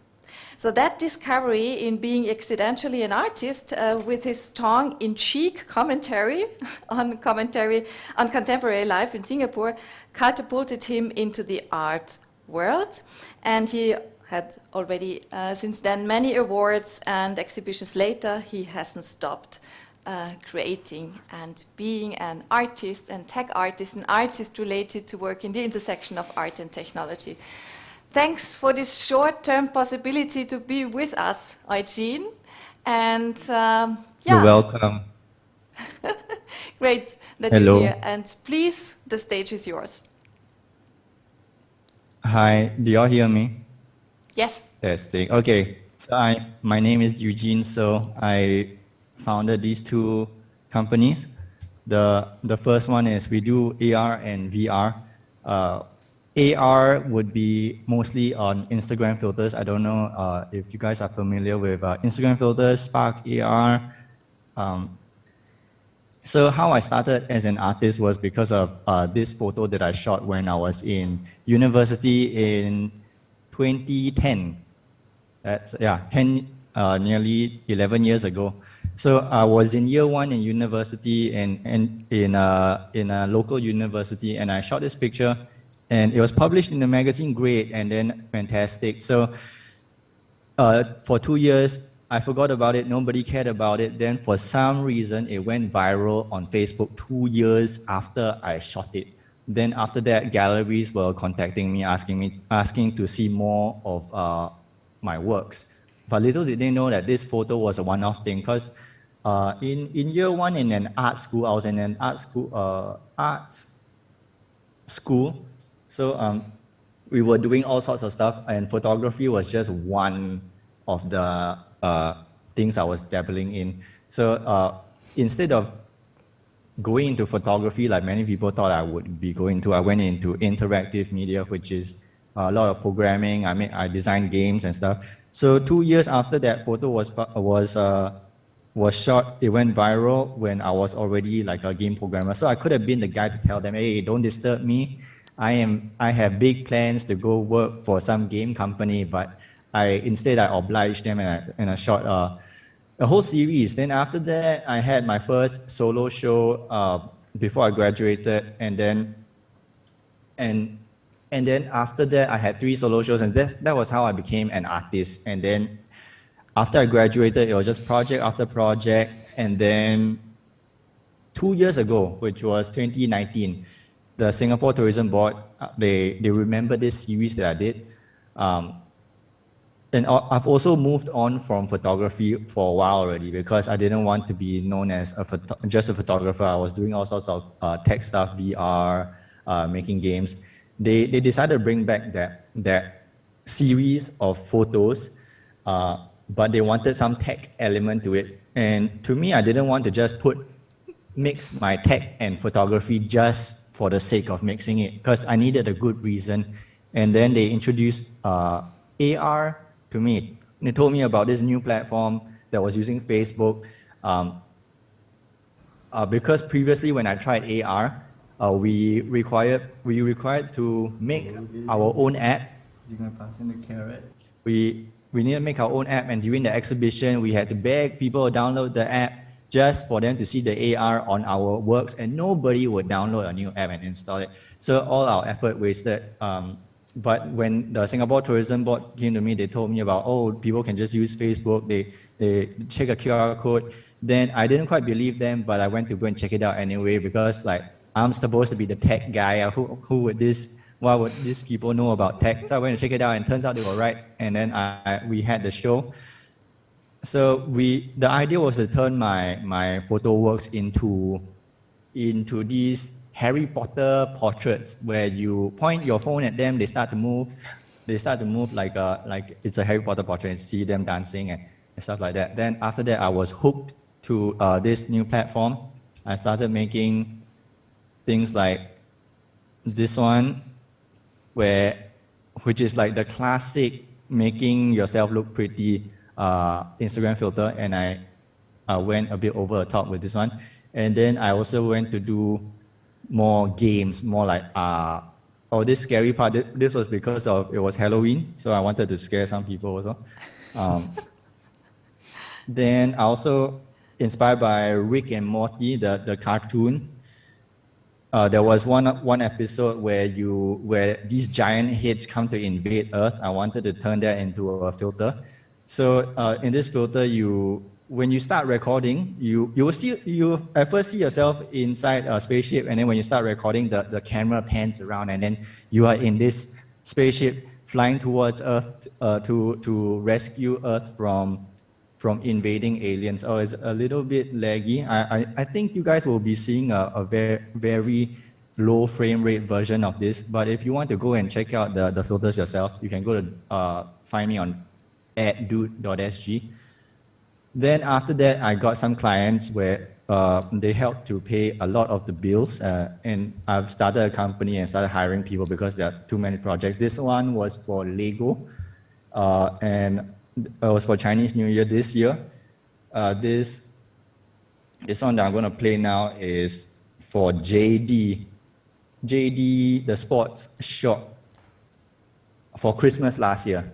Then a bit more of commercial projects. This one is slightly more interesting because it's not a face filter. This one, they bought a space in the Indonesian newspaper, the cover piece actually of the newspaper, and then they had an AR on it where you point your phone at the cover page and this spaceship comes out. This was for it was for that Korean space movie that was out on Netflix recently this year, all this year stuff. Space Sweepers. Then we did some physical AR stuff for also this year for Chinese New Year. This was a mall in Singapore. So these are all the money projects, how I get by. Then I also make some games. These are all like personal games that I do just for myself. This one was a copy of an already viral game that was on Facebook, so I decided to turn it into a Instagram filter, which I didn't really want to do that because I know it's a copy of that game, but that was going viral among my circle of friends who were also Instagram filter creators. So I made a comment and said, hey, why wouldn't it be fun if this was also an Instagram filter? Then they were like, haha, yes, that'll be fun. But I didn't really, I said that for fun. Then later on, one of the community people was saying like, hey, Eugene, are you going to make this? If not, I'm going to make it. So I decided to just spend one night and I made it. And then it went very, very viral on Instagram. And I'm quite sad that this copy of a game went super, super viral when my other more original creations did not, which I spent months on. This colorblind filter game, I just spent one night on it and went super, super viral. So sad. Then I made other games like this one. This one is kind of a copy, but if you all remember the maze game that was a few years back where it would scare you at this point, it would just like scare you with a jump scare, and then people would punch their computer screens and stuff like that. So I played that a few years ago and was traumatized by it. So I decided for closure, I made my own game using Instagram filter. Now you use your nose to navigate, and this time no jump scare, and I made 2 more levels. It is for me to find closure and for other people to find closure also if they were traumatized by that years ago. Okay, next slide. So for art exhibitions, so I've been doing 3 solo. I did 3 solo exhibitions, all photography stuff, and then my 4th solo exhibition was fully AR. This was we set up TVs in front of. There were 2 TVs inside this installation where you stand in front of it. You become this. You will see yourself as this being, this angelic being. I call it altered space, altered state. Because this was also around the time of, this was January, so the COVID regulations were a little bit easing up, and we were living in this altered state where it's different from what it was last year, but it is slowly getting back to normal. People are coming out, and now as I'm talking now, we are slowly restricting people again because there's a rise of this new strain. So we are going back to that altered state. And so dude.sg is my Instagram. Why dude.sg is because I'm a dude and I'm from Singapore. So the domain was also available in 2019, 2009 when I was searching for a domain name. And I was very surprised that I could get such a short domain name that I went to check out other one-worded .sg domains. .sg means Singapore. So there were a lot available. So I did the most logical thing and I bought them all. So I have like 50 one-worded .sg domains, and I didn't just sit on them. I put them up on webart.sg and I let anyone adopt them for free for a year, and they do whatever they want with it. So there were about 20 artists around the world who adopted these domains, and they did wacky stuff with them. So I decided to have an exhibition And I turned gallery.sg, which was also one of my domains, into this online gallery thing, online gallery game. So when you go there, there is no registration. You're straight away, you just enter a name and you're straight away in there. This was in 2014 when I did this. So I wanted to recreate the whole gallery visiting experience where anybody who is there, who happens to be there, logged in at the same time, you will be able to see them and chat with them, and you hold this wine glass and you clink with them and be pretentious about the art. The art would be an interpretation of the art, the web artworks that was put onto the actual websites. So it is still not quite the same as the actual websites, because the actual websites, there are flash games, there are galleries. So we take the spirit of that web artwork and interpret it into this virtual space. I worked closely with the 20 artists, and we agreed on how their idea, the essence of their web artwork would be interpreted into this virtual space. So, and this virtual meeting thing is what I wanted to bring to the elderly who are mostly stuck in nursing homes and just living out the remainder of their lives, which is actually quite sad. So I wanted to bring this opportunity for them to be able to explore the world from the safety of their nursing home, and that brought me to virtual reality for dementia. So at first it started out with virtual VR goggles with the Oculus Go and Oculus Quest, and then they would be seeing stuff like the old Singapore, where places that they grew up in. So for certain people living with dementia, there is this thing called reminiscence therapy, where they would be at ease. They would be at ease when they are surrounded by things that they are familiar with, like things from their childhood. So they would, in a normal reminiscence therapy, they would show them old photos of things of the past, or show them old videos on TV. So I was thinking, why not we immerse them in VR? So we also collaborated with this charity called Cycling Without Age, where they would bring them on cycling tours around Singapore to look at these historical sites.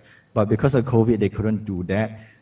So they got us to shoot it in virtual reality, and then we brought the VR goggles to the nursing home to let them watch and be entertained. So VR also has another benefit, which was for this boy here. He has brittle bones, and he is since young he has been making art, and he has an exhibition in Bali, and because he has brittle bones, he couldn't fly to Bali, which was very near. It's a short 3-hour flight from Singapore. So he couldn't make that flight because he has brittle bones and might break his bones if he were to step out of the house. So I went on his behalf and to Bali and to his art show, and I was carrying my 360 camera in front of me and pretending to be him and telling people to talk to the camera as if it was him there. And yeah, so we brought it back and we let him watch it, and so it was as if he was there at his opening to him, although he can't speak live to them at that point. This was last year. This project was last year. But if I were to do it this year, I would have done it live, and so that they can like have a communication then and there. So we also incorporated virtual reality with food, because one of the nursing home residents or nursing home, they were suggesting that some people were still forgetting the experience. Like the next week when I come back, they would talk to me as if it's the first time that they've ever met me. Which is understandable because they are people living with dementia. And then only when they put on the goggles and they see the scenery that I brought them to, then they'll have some sense of remembrance, like, oh, I did this last week. Then they take off the goggles and they point at me and say, oh, this was the guy who brought these goggles here. But before that, they have no recollection of me. So we decided to bring food, and this time we worked with Hawker Chan, our Michelin star chicken rice man. We shot him in virtual reality making the chicken rice, and while the residents are watching him make the chicken rice, we sneak a plate of chicken rice. Chicken rice is this local dish that smells very good. So they smell the chicken rice while watching him make the chicken rice, the dish, but they think it might be because of the technology, but it is actually because Hawker Chan sponsors these sessions with 100 packs of chicken rice and 40 packs of chicken rice, and then we hide it at one room first. While they are watching it, we take it out so that they can smell it, and this is part of the experience that we made for them. But there was this one huge issue with virtual reality goggles that I couldn't fix. We tried like many methods of fixing it. Like this was before COVID, and I was worried about conjunctivitis and other skin diseases being passed along because we were sharing the headsets. After one person uses it, we take it out, we wipe it with antiseptic cream, and then we pass it to the next person. And then sometimes some of these vulnerable folks, they have uncontrollable tearing, or they sweat a lot, or some skin disease, and then we don't want to risk that passing along to everybody's faces. So I decided to make a new solution, which was to turn an entire room into the virtual reality goggles. Let me just skip ahead. This is a documentary, and it is in Mandarin. So I'll leave it muted. So we at NTUC Health, which is one of the biggest government nursing home healthcare places in Singapore, they got me to turn an entire room into this immersive room experience. So we made games with it also, where we use the Kinect, the motion sensor, where for that game that you saw, we were matching it was inspired by the Japanese game show where there is this wall that comes towards you, and then there's a human-sized cutout where you are supposed to fit into. If not, you get pushed into the water behind you. It was this Japanese game show that I saw one time, so we want to recreate that to get them to fit into that pose and get some exercise in. So this new immersive room that we are building is slowly getting more and more used by the rest of the branches in Singapore. So this one is one of the virtual reality 360 videos that we can play on these screens. These are essentially a room with projected walls, and then a Kinect sensor in front if you want to play the games. So that is me, Dude, and Mind Palace. Thank you very much. Thank you very much, Arjun. Yeah, I mean, wonderful projects, and also like the situation that you're sharing all your experiences also with people that could even benefit from the technology that you are developing. So it's really, really wonderful. In the case of Singapore, I mean, for our understanding, of course, new technology, and Singapore, I mean, there is already this connection. For us, it's clear. Of course, we also have some questions related to this, but Ian, maybe, can you quickly sum up what the students are coming in soon, yeah. Mm-hmm. So what are the students doing? By the way, Arjun, thank you very much. This was really, really interesting. And I think what you have managed to do now is that to deconstruct this funny cliche that we have of Singapore, or not I don't, because I know Singapore, many people have, is that it's a very, very stiff kind of place, and you can't laugh, you can't chew gums, you can't smoke on the streets and so on. But we see that Singapore can be a very funny place, the things that you're doing. And also... It is a stiff place, Yeah. Yeah. I'm one of the extra ones. Okay. Well, we can talk about that. You can discuss that with the students. We have to talk about But this. yeah, but also like your field of work is really at that intersection of virtual and real, and cyber and physical, and we just have to translate this into urban space. Okay, so what are the students doing? They are taking a relational view of two aspects. First, they're studying the comprehensive national policies of the country, like the famous Smart Nation policy of Singapore. That's on the structural level, and then they're researching how it's trickling down or getting translated into everyday life. of one demographic segment of the city, of students. So they are particularly looking at one demographic segment, which are students, and they have already got in touch with many of them virtually. And like digital anthropologists, they are remotely studying the everyday life patterns like mobility behavior, leisure behavior, and so on. And by putting their findings on several interactive maps, they will tell us how the students are traversing the cyber-physical landscape of Singapore. That means students are creating an interactive visual story of everyday life in Singapore, particularly of students. Yes, and I would like to welcome now Durga Gallhaupt, Paul Hofstetter, and Roman Schauerhofer. And I would like that, because you also have prepared some questions to Eugene, please. It's now the time to ask the questions. Okay, can you hear me, everybody? Yes, yeah. Very clear. Okay. So thank you very much for this presentation. It was very interesting and seeing a part of your work, and yeah, we enjoyed it very, very much. So our first question is about Smart Nation. So it's how do you envision the concept of Smart Nation in 20 years in Singapore, and how will the concept of Smart Nation affect you? So. Okay. Smart Nation. I'm not sure how much you know about this government initiative. It is the government initiative you're talking about, right?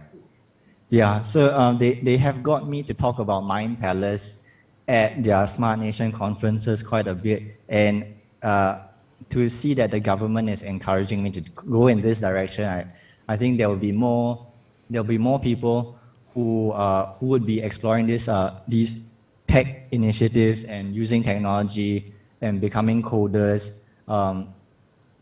I foresee now there is a shortage in talent, like people who can code and who would be willing to work. There are people who can code like me, but we usually end up doing our own thing, like what I'm doing now. So there are not enough people who would want to go and work for someone else yet. So lucky me, I can do my own my own coding and run my own thing myself. I am employing some 3 staff, two coders and 1 artist. But even without them, I can still be able to do all these projects and still be able to create. So they are there to help me do more work. So I think in the future there would be there is a possibility of probably importing more talent or getting people like me to teach the generation after me how to do stuff. Yeah. But I really don't want to handhold people, because I think people like me come out in spite of the system. If the system was like that and start to handhold people like, oh, this is how you become an entrepreneur. That's not how you become an entrepreneur. That's not how you create things that nobody has done before. You can't wait for people to handhold you. So I foresee the government being more handholdy in this aspect, but I like that, but I also don't like that in some aspects. Yeah. Okay, thank you. Yeah, the next question is about e-government, especially e-government services, because we had a lot of interviews with students, and beside that on Instagram, Facebook, all the social media, we heard a lot about the SingPass or Life SG. So the question is, how do e-government services already impact your life, and how do you imagine it will impact you in the future? Okay, yeah. SingPass, wow, you guys know a lot about it. Okay, it's like okay. Is there a version of SingPass in Austria? No, actually, I don't think so. No. Okay. So far it's been quite. It has been quite convenient. They made this one one login thing that you use your phone to scan, and then you can go in to access the government services. And now it is also being used to track where you are going for the COVID tracing count. It's been working well for convenience at the risk of we are trading off a lot of privacy. So there is this privacy issue which I hope people would be the people in government would be more wary about, and because now they know where everybody has been, and then with that they can infer what they like, who they're hanging out with, and there's a huge privacy issue. I know people like Google already know everything about everybody, and Facebook, and now it's the government also. So yeah, privacy should be a huge concern.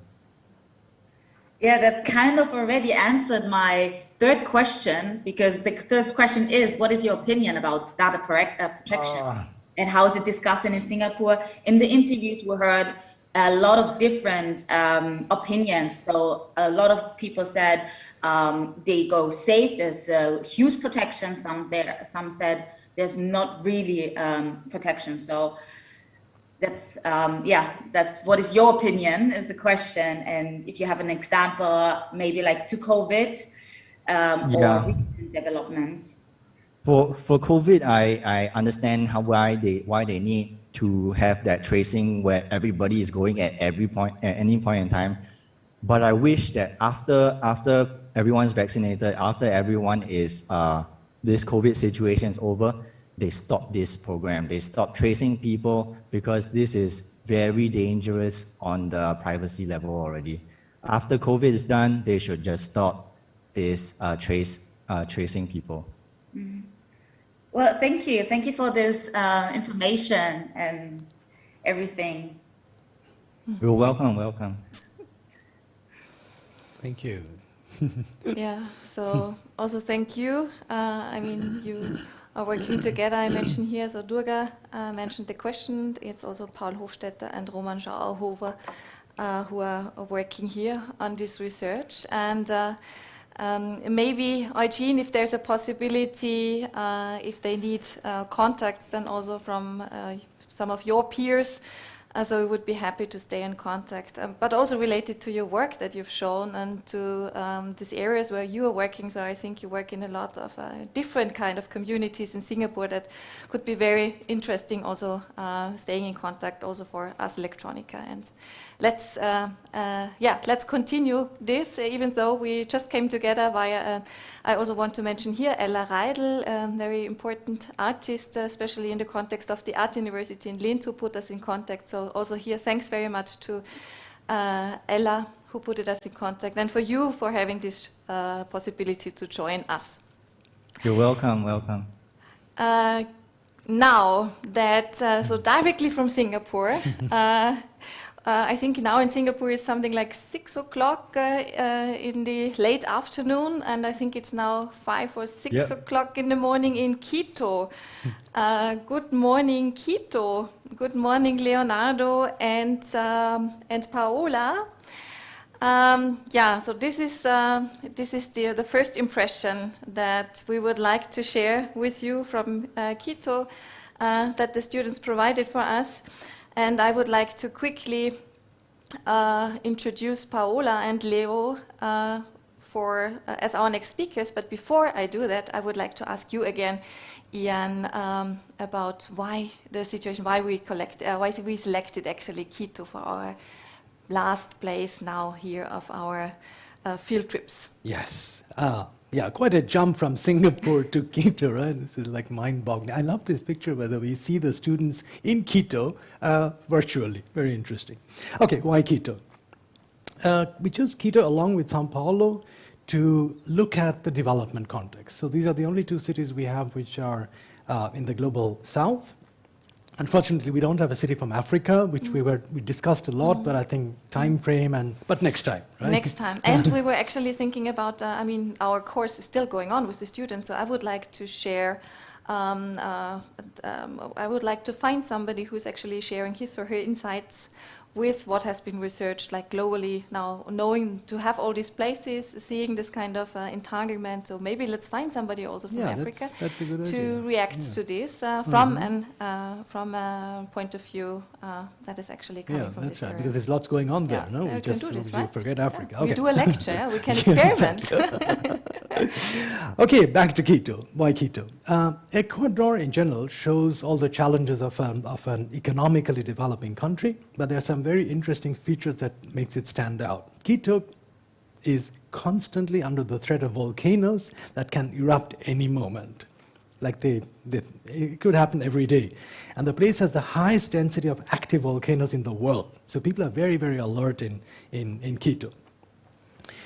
It has the challenge of balancing an extremely sensitive ecology. Like there's the Amazonia, the Ecuadorian Amazonia begins in Ecuador. So they have the ecology, and they have to balance this with their economy, because after oil was found, all the extraction wells are in the Amazonian region. So it's a very, very sensitive issue, balancing ecology and economy of the country. Ecuador has some of the country's regions have some of the highest biodiversities of the world. In fact, one region has the highest biodiversity in the world, so that's quite something. And also their cultural diversity poses very interesting challenges for the digital transformation, which we will soon hear from Leonardo and Paula.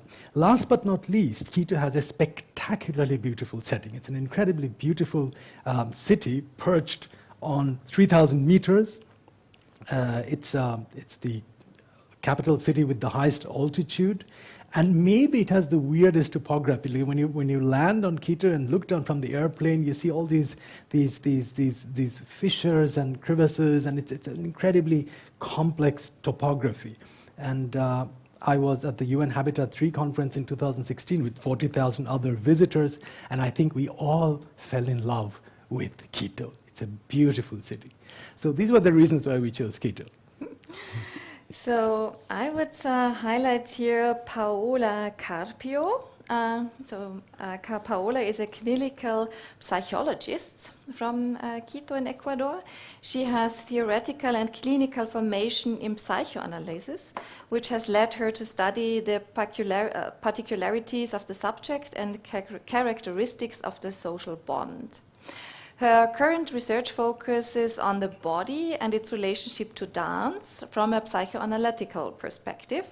She's interested in studying the body's constitution as a product of different dimensions such as language, life in culture, and personal history, and its singular experience by linking and establishing a conversation between psychoanalysis and other disciplines such as anthropology, psychology, arts, philosophy, etc. So a very warm welcome to Paola. Together with Paola, we also have Leonardo here with us. Leonardo Coloma is a principal researcher and founder of Centro de Acciones Urbanas, an organization created with the aim to stop complaining about the problems concerning the city and start meeting with people to come up with innovative solutions. Leonardo has promoted different studies framed in the vision of Quito as a city of possibilities. And currently he seeks to promote investigations and projects related to human settlements in the Ecuadorian Amazon, urban expansion over the territory and the identity of these societies. As an architect, he works on the design, planning and construction of different projects with his firm and Arquitectura. And in addition, he draws and paints. And he is passionate also about music, cycling, and mountains. So a very warm welcome. May I just mention, this is something which Leonardo never mentions. He's a friend from you, right? No, he ran for mayor. And for the mayor's office in Puyos. He's one of the youngest. He didn't become a mayor, but he created quite an uproar in Ecuador. So people are referring to him, and all young people want to become mayors now in Ecuador. So there's now a movement going into politics and immediately becoming a mayor. No, but I mean, this is also something that we have to explain here. I mean, this kind of experts that we've chosen now during this 2 days come really from very diverse fields, and I think this is also very important for us. Yeah, having this kind of interdisciplinarity or interdisciplinary view. On the question of disentanglement between the digital and physical. And this is why we are super happy to have also Paola with us as a psychoanalyst and also Leonardo as a political activist, architect, but also as a very creative and open-minded person who is actually running this a city of possibilities. I mean, this already tells everything. So a very warm welcome. And yeah, the stage is yours again. Okay, hi everybody. Thank you so much for that very cozy introduction and all. And well, let's start. Let's start with that question about what is special about Ecuador. Why Ecuador? And yeah, Ecuador is. I don't know if we can already see the presentation. Is it displayed? It's coming. Yes. Okay. Yeah. Okay. Yes, we can see there in the American continent that little dot in South America where Ecuador is located, right in the middle of the planet, right in the middle of the equator. And well, there are many things, but that are special or important about Ecuador. But surely, one of the most important ones is that Ecuador is a mega diverse country. And this diversity is not just in biological terms, but also in cultural and social. And of course, those facts are part of our identity. We can see here that we have a huge variety of everything. And nevertheless, we must make it clear that we cannot just talk about one identity that represents us all as Ecuadorians, but multiple identities instead. Ecuador has a population of around 17 million inhabitants.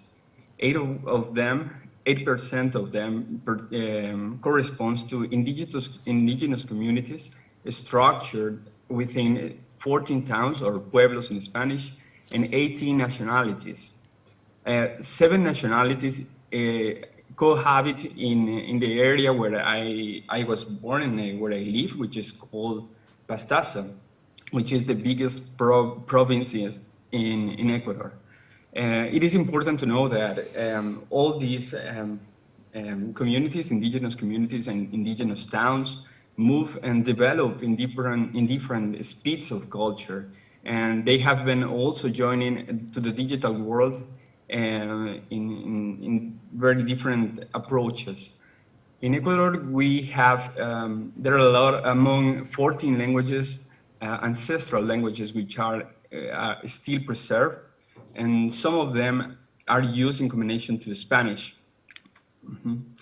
Now we can see, yeah, like, and right below in the screen, we can see 7 of our indigenous communities, which are surround my area, which is Achuar, Andoa, Quichua, Guarani, Shuar, Zapara, and most of them have their own language. We can also, well, I was saying that sometimes we use Quichua words or Shuar words in combination to Spanish, like Guambra Bonita, which means beautiful child. Our small country is important indeed by its ecology. On the one hand, it is the beginning of the Amazonia from the Andes Mountains, as Ian was telling. And second, Ecuador is has one of the most important areas of the planet indeed, which is called Yasuni. Yasuni is a national park. And third, it has been a constant struggle to conserve or to preserve nature and in this dialogue between the environmental protection issues and economic and political projects, especially those ones which has to do with the extractivism and the exploitation of our natural resources. So our ecology is so important for us that Pachamama, or Mother Nature, has even her rights guaranteed and protected by our constitution. It was the first constitution in 2008 that recognized the importance or the rights of nature. And all these factors have been playing an important role in our economy and daily lives. After oil was found and began to be extracted back in the 70s, preservation has been a key element in a big motive when taking economic and political decisions. In most of our Amazonian cities, development can be easily misinterpreted as the acceleration of extractivist processes and urban sprawl. It seems like people usually think that the more concrete, or especially our governments, it seems like if the more concrete we have or the more steel we have, the more successful we can be, which might be wrong. So that's of course something alarming for such sensible landscapes we are surrounded. In such cases, the environment usually takes a back seat. So here in Ecuador, we must all be aware of the importance of environmental conservation, protection, and resilience. We usually take it for granted how marvelous it is to live around this huge ecological situation. Our territory expands from sea level 0, up to more than 6,000 meters high. And our geography, the rainfall, the high rainfall periods during the year, humidity, which is really high as well, and the almost constant natural annual temperature, here doesn't vary so much, are some of the facts that allow so many species to cohabit. Extraordinary places such as Yasuni National Park, which is just 6 hours away from where I live now in the Amazon, and 10 hours away from the middle of the world, basically Quito, our capital city, to where we go now through Paola Carpio, who is an interesting clinical psychologist who is going to take us on a short trip to a little cozy neighborhood of the city. Let's go to Paola.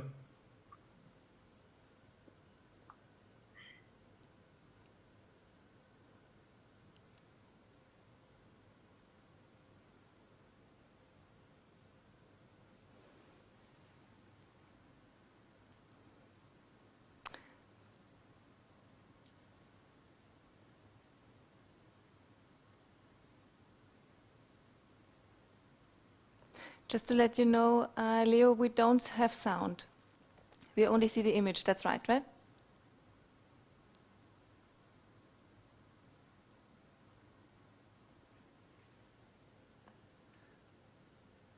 Yeah, Pao. Yeah, Pao is coming.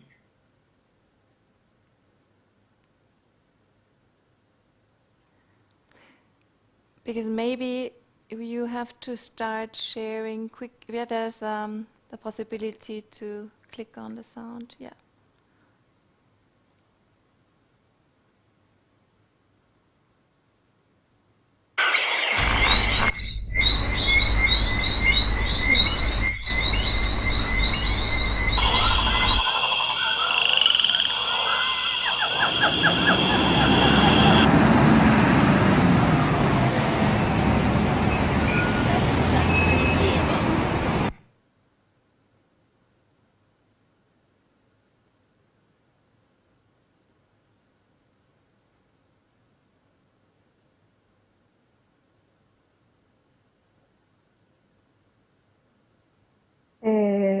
Thank you, Leo. Well, first of all, I would like to say that I am also very happy to be here with you in this very interesting event.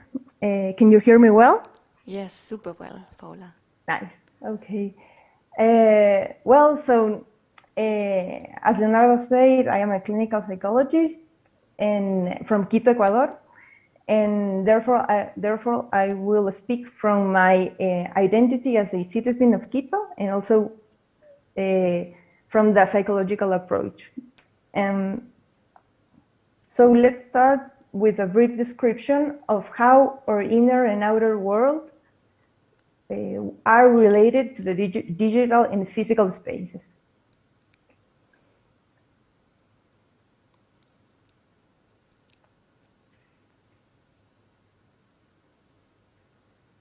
The first rudimentary construction of ourselves is our body image. This body image is product of recognizing us in our mirror reflection and of the attribution and other characteristics that our first caregivers provide to us. As you can see.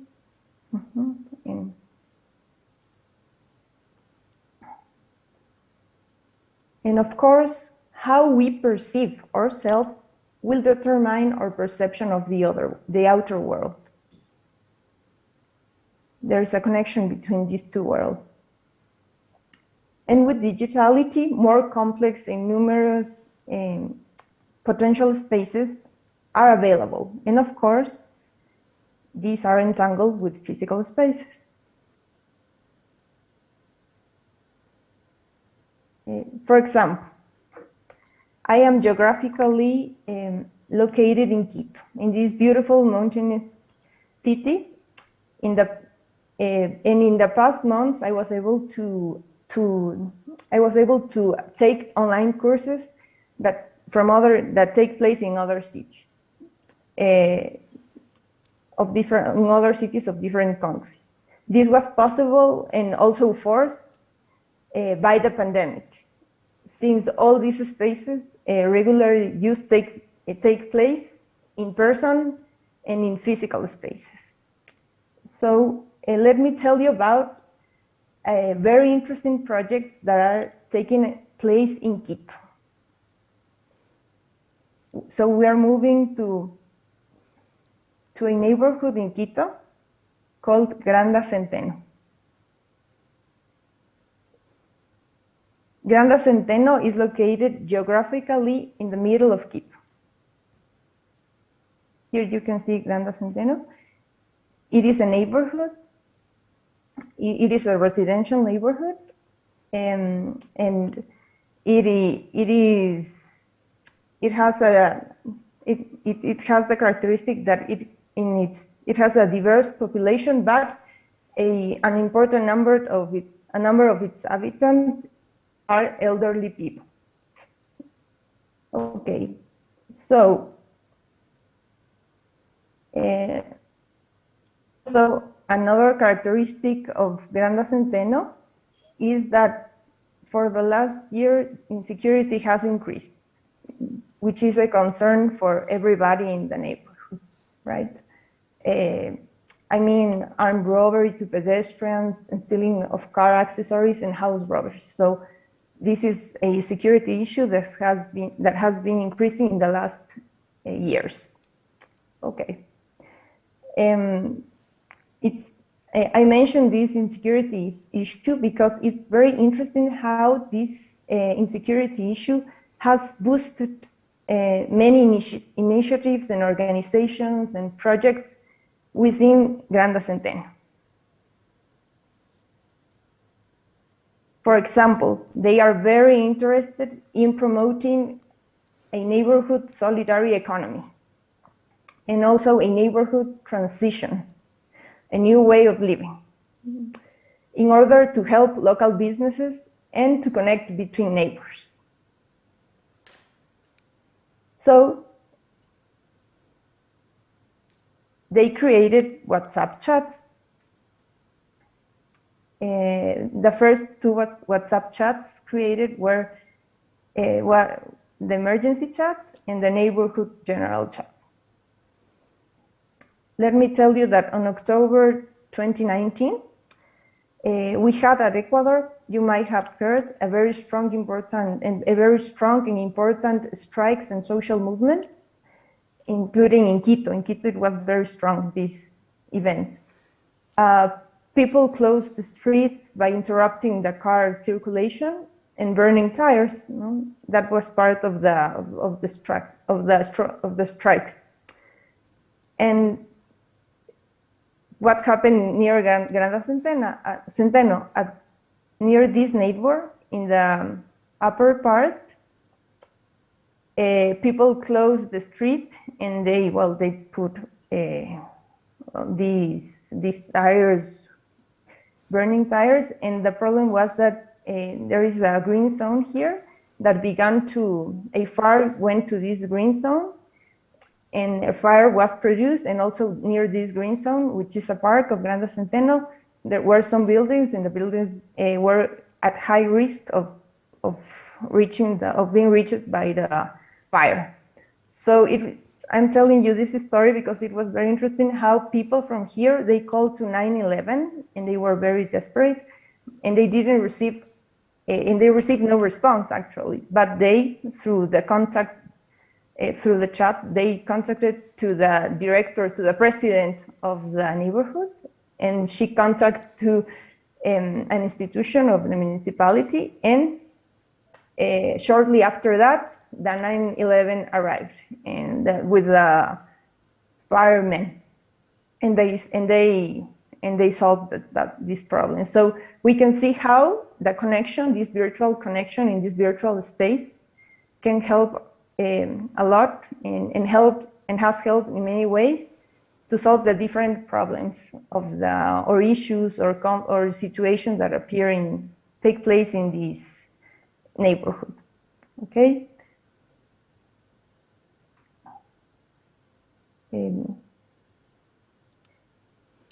So after the COVID pandemic began, more people joined to the chats, to the neighborhood chat. This is a neighborhood general chat where people can become part of it.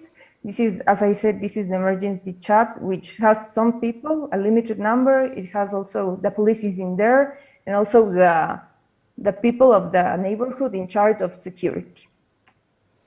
So these were the previous chats, and after the pandemic started, these were created.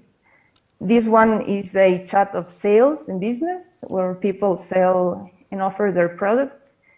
It was self-created. It was not an initiative of the directive of the president of the directive of Granda Centeno, but it was an initiative, an idea of a neighbor, and it was very successful.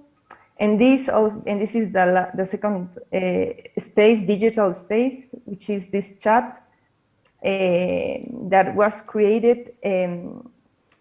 It is like an urban gardening chat in order to discuss a different subject related to urban gardening, and I'm going to tell you later a little bit more about this chat.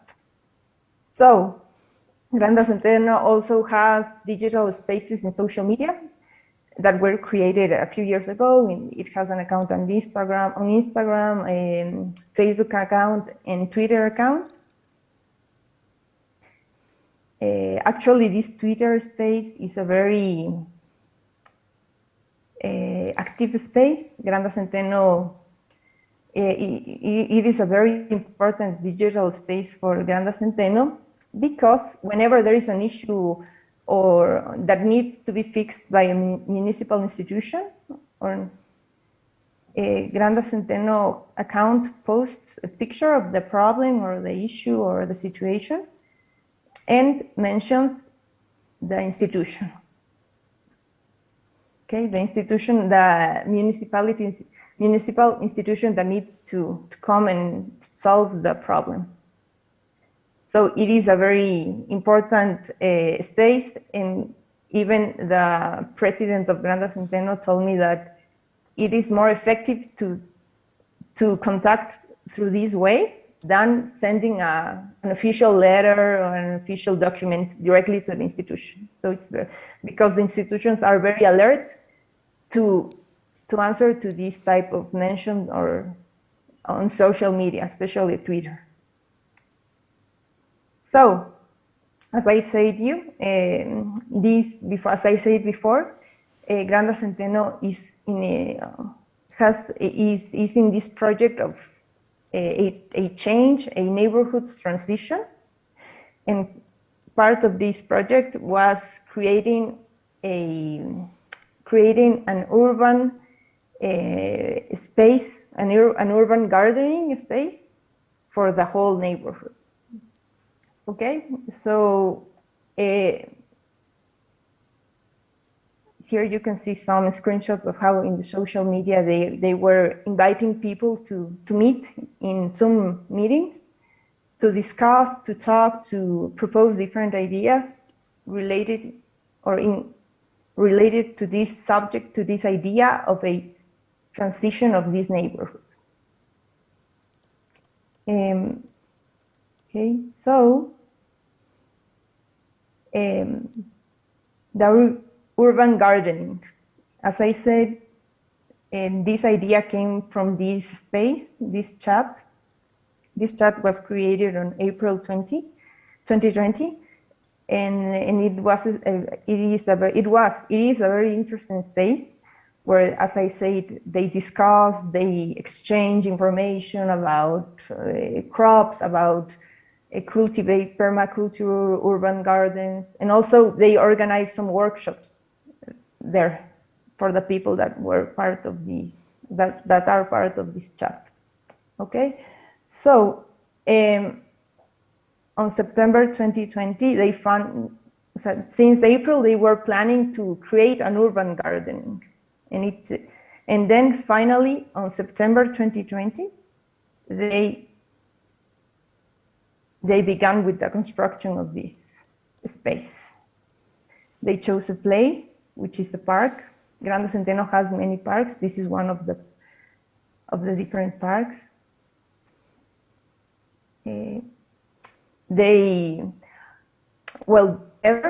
People of different ages. You will see children. You will see on the pictures. You will see elderly people. You will see young adults. Everybody that was interested in collaborating, in helping in some way, went to this space. They prepared the soil. They began the construction of this space, very interesting space. They continue preparing the soil. They also close the space because it needs to be closed. It is a park that also people go to walk. They take their dogs for a walk, so it needed to be it needed to have a fence.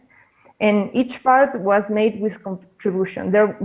Everybody tried to help with work, with their hands, with bringing, I don't know, a material, or giving a little bit of money to buy the material. So it was a very collaborative project. Then they planted the vegetables, and it was very interesting because they met at this physical space of the urban garden to take care of it, and also to learn about different subjects and things related to cultivating, to permaculture, related to the crops, related to everything. So it is interesting because it was a physical space where they can meet, but at the same time they met at the WhatsApp space, at the chat, at this digital space that was the chat of WhatsApp of urban gardens, to coordinate, to planify different things. So these two spaces were at the same time taking place, and people was moving in these different and interacting in these different spaces. So here are the crops they grew, and finally they harvest. Okay. So let me tell you about another a very nice project, in my opinion. It is called El Corazón del Bar, which means the heart of the neighborhood. So let me tell you more about this project. Well, 6 carts were made of felt, of that type of fabric. As you can see in the pictures, these here are the 6 hearts. Okay, each heart included, as you can see, it was inside a plastic bag, and included here a card that was plasticated card, right? This plasticated card had some instructions. Of course, biosecurity rules, biosecurity instructions, but other instructions such as each people that receives the heart needed to give it to someone to continue with the movement of this heart through the different people, through the different neighbors that were giving and receiving and giving the heart to another person, to another neighbor. Also, this heart, as you can see, it was designed to have. It was designed to have to be like a pocket, so people could put inside the pocket a note, a card, a letter, a note, a letter, and a small gift, like a candy, like a chocolate, whatever they wanted to give to the neighbor, which can be a neighbor that they knew before, or a neighbor or an unknown neighbor. So the idea was that they could connect between each other. Yeah. So the purpose also was that because, as I said before, many people of Granda Centeno are elders. So a lot of them were too afraid to exit from their homes. Well, let me tell you that this project took place on April, May of the past year of 2020. So we were still at the beginning of the pandemic, and we knew so little about this virus and how it spreads. So a lot of people was very afraid, and including these elderly people. So the people from the neighborhood noticed this problem, and they wanted to somehow by circulating this heart of the neighborhood, that people know that each other, that they can count on another neighbor, or there is another neighbor, a younger neighbor, or another neighbor that could help elder neighbors. In the case of the elder neighbors that were having these difficulties of exiting because they couldn't exit from their homes, they couldn't even go to a near store, nor take outside the trash. They were very, very afraid of exiting of their doorstep. So also another objective of this project was to connect with other neighbors by breaking the distances of not knowing between each other, and also the new distances that were produced by the fear and social distancing in response of that COVID pandemic. So that with the COVID pandemic, the distances became bigger. So the objective of this heart was somehow, in a symbolic way, and not only symbolic, also physically connect people and break these distances. Which were the results? Well, people met other neighbors for the first time. They met people that they had no idea that lived there. Also, they connected and got to know that there is a neighborhood organization. They could notice that. Also, in other neighborhoods that could support them, help them. And also the sense of safe and belonging to a community increased. This is an important psychological aspect of us, of Ecuadorians, because culturally we are very affective and close. We express a lot of our emotions or affect, and with the pandemic, we had to, it was something very harsh, and in this cultural interaction of expression of affect was broken because we couldn't get too near to each other. So this heart that was circulating between different neighbors and people from the Grande Centeno somehow put us some closer, a little bit more closer in this context of the pandemic, in the beginning of the pandemic.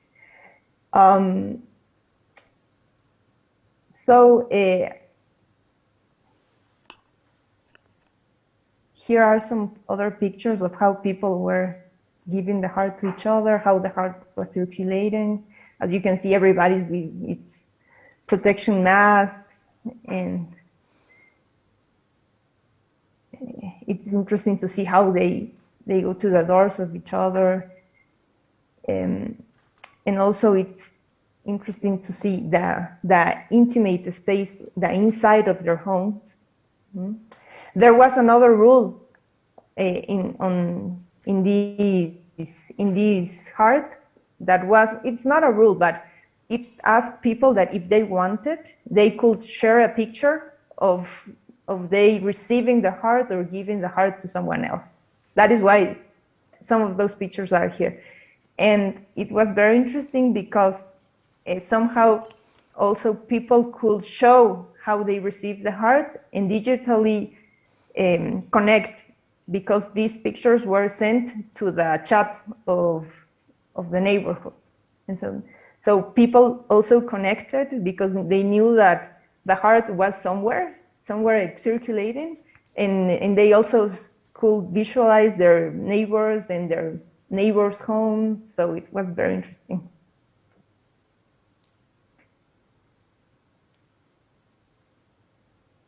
Here you can see in the chats, they send pictures of them receiving the heart or giving the heart to someone else. Actually, I used to live at Grande Centeno. This is a story that I want to tell. I used to live on Grande Centeno, but a few months ago I moved to another place.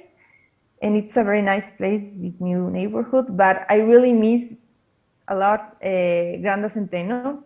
And when I moved, it was one of the most difficult situation or reality that I had to adapt was leaving the chats, like closing my connection with Grande Centeno because I wasn't living there anymore.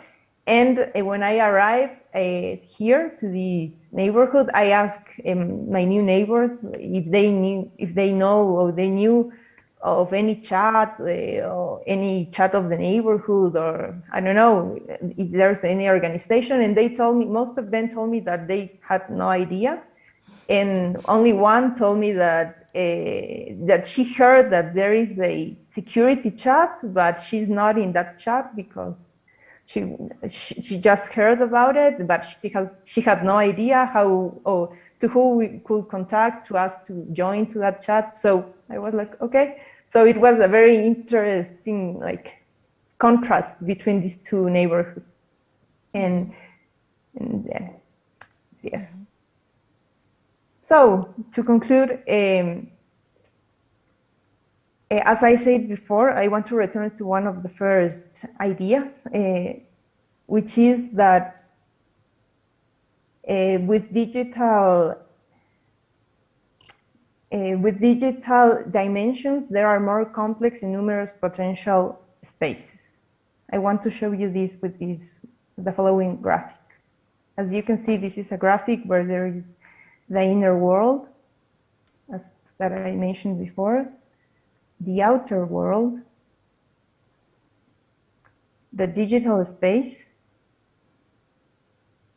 and the physical spaces. And as you can see, from the inner world, we can perceive our outer world, and also both worlds are located in the digital spaces and the physical spaces. Okay, so taking the example of Grande Centeno, I can say that the inner world includes identity, culture, like, for example, for a person, a neighbor, or a person that lives at Grande Centeno, the identity of being a neighbor of Grande Centeno. Maybe the outer world can be the home, a home is the street, the public space, the park, an urban garden. Yes? And look how these two worlds are also, they express and they take place in the physical space, in the street, the urban garden, home, but also in a digital, they have a digital space. They also present or locate in a digital space, like the urban garden chat, the security chat, the neighborhood general chat. This will be how in Grande Centeno is an example of how all these different spaces and worlds are entangled and work together.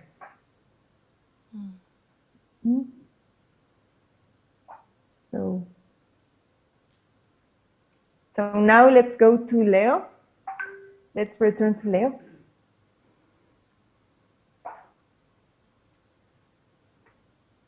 Yeah, well, thank you, Paola. And now that we are come back here in the Amazonia, well, despite being just 4 hours away from Quito, living here, it feels like living in a completely different world. We are all surrounded by this enormous and very cozy and warm environment full of nature, plants, animals, reptiles. And of course, there are a lot of problems and different needs we still have to deal with. But one can also visualize numerous possibilities to be part of innovative solutions on behalf of the different environments that surrounded us. Not just the natural environment, which is important, of course, here in the Amazonia, but also the built environment. And not just the built environment in terms of construction and stuff, but also in terms of the social bonds and how we meet in public spaces. So in the Amazon region, there's a huge lack of data, information, and implementation of technological advances. Being right on the equator should encourage us to implement more energy efficient and environmentally friendly projects using photovoltaics or solar panels, for example. And there is still a high degree of unknownness or uncertainty about the use of digital platforms or digital technologies and the broad range of applications and the scope they can have on our societies and our way of living. Even the access to the digital world is limited inside our communities.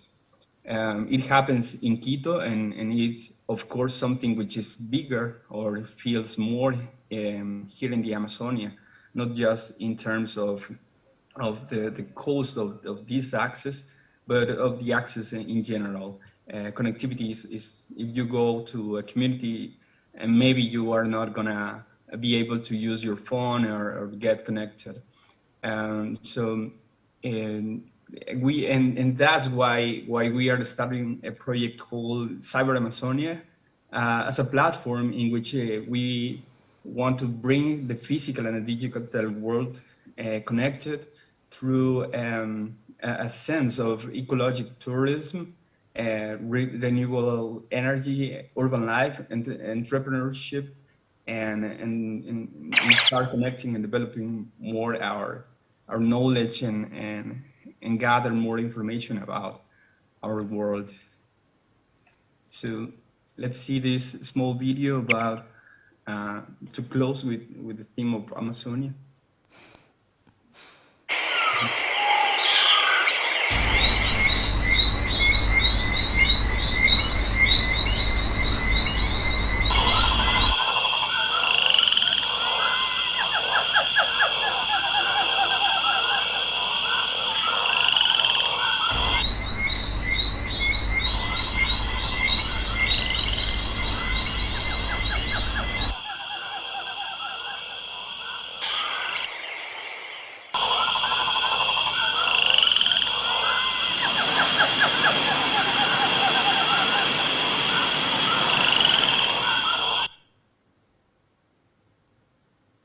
Yeah, so we want to do something about our environment, to still take care about it, and to create more innovative solutions through joining to this digital world. So thank you so much for this opportunity, and we will be happy to answer and to share this moment for questions and commentaries, and to have a small talk.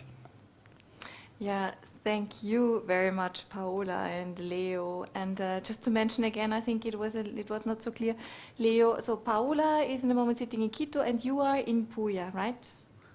Exactly. Yeah, yes. Okay. Mm-hmm. Our students already researched also a lot about Quito.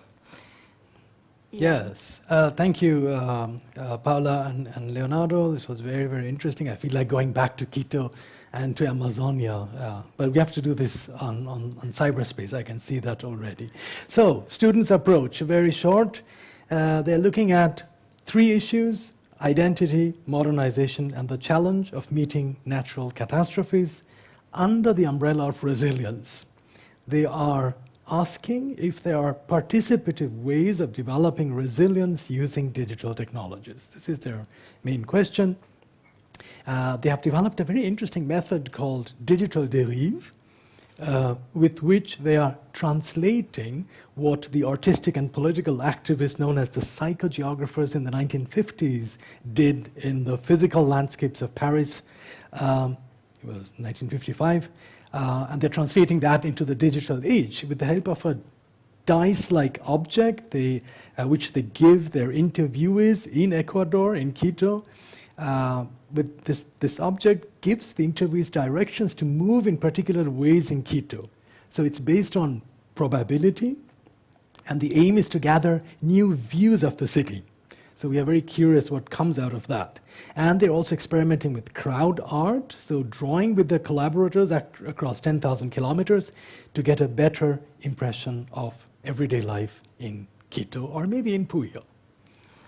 So, Alexandra Fiedler, welcome. Nina Günterseder, Karin Kienast, and Raphael Waluschnik are the ones that already created this wonderful entrance image that you still have in mind, where they actually did this kind of really a lot of photo montages where they montaged themselves inside the images that they actually collected digitally. And now we have you here, and we would like to ask you for your questions that you prepared. Yeah, thank you very much for the introduction, and also thank you, Leonardo and Paula, for the 2 very interesting insights. Let's start with the first questions. Both of you showed us very interesting cyber-physical initiatives, which were entirely bottom-up participatory processes. Do you think that these could be scaled up for an entire city? Like, would it work if the municipality would initiate such a project?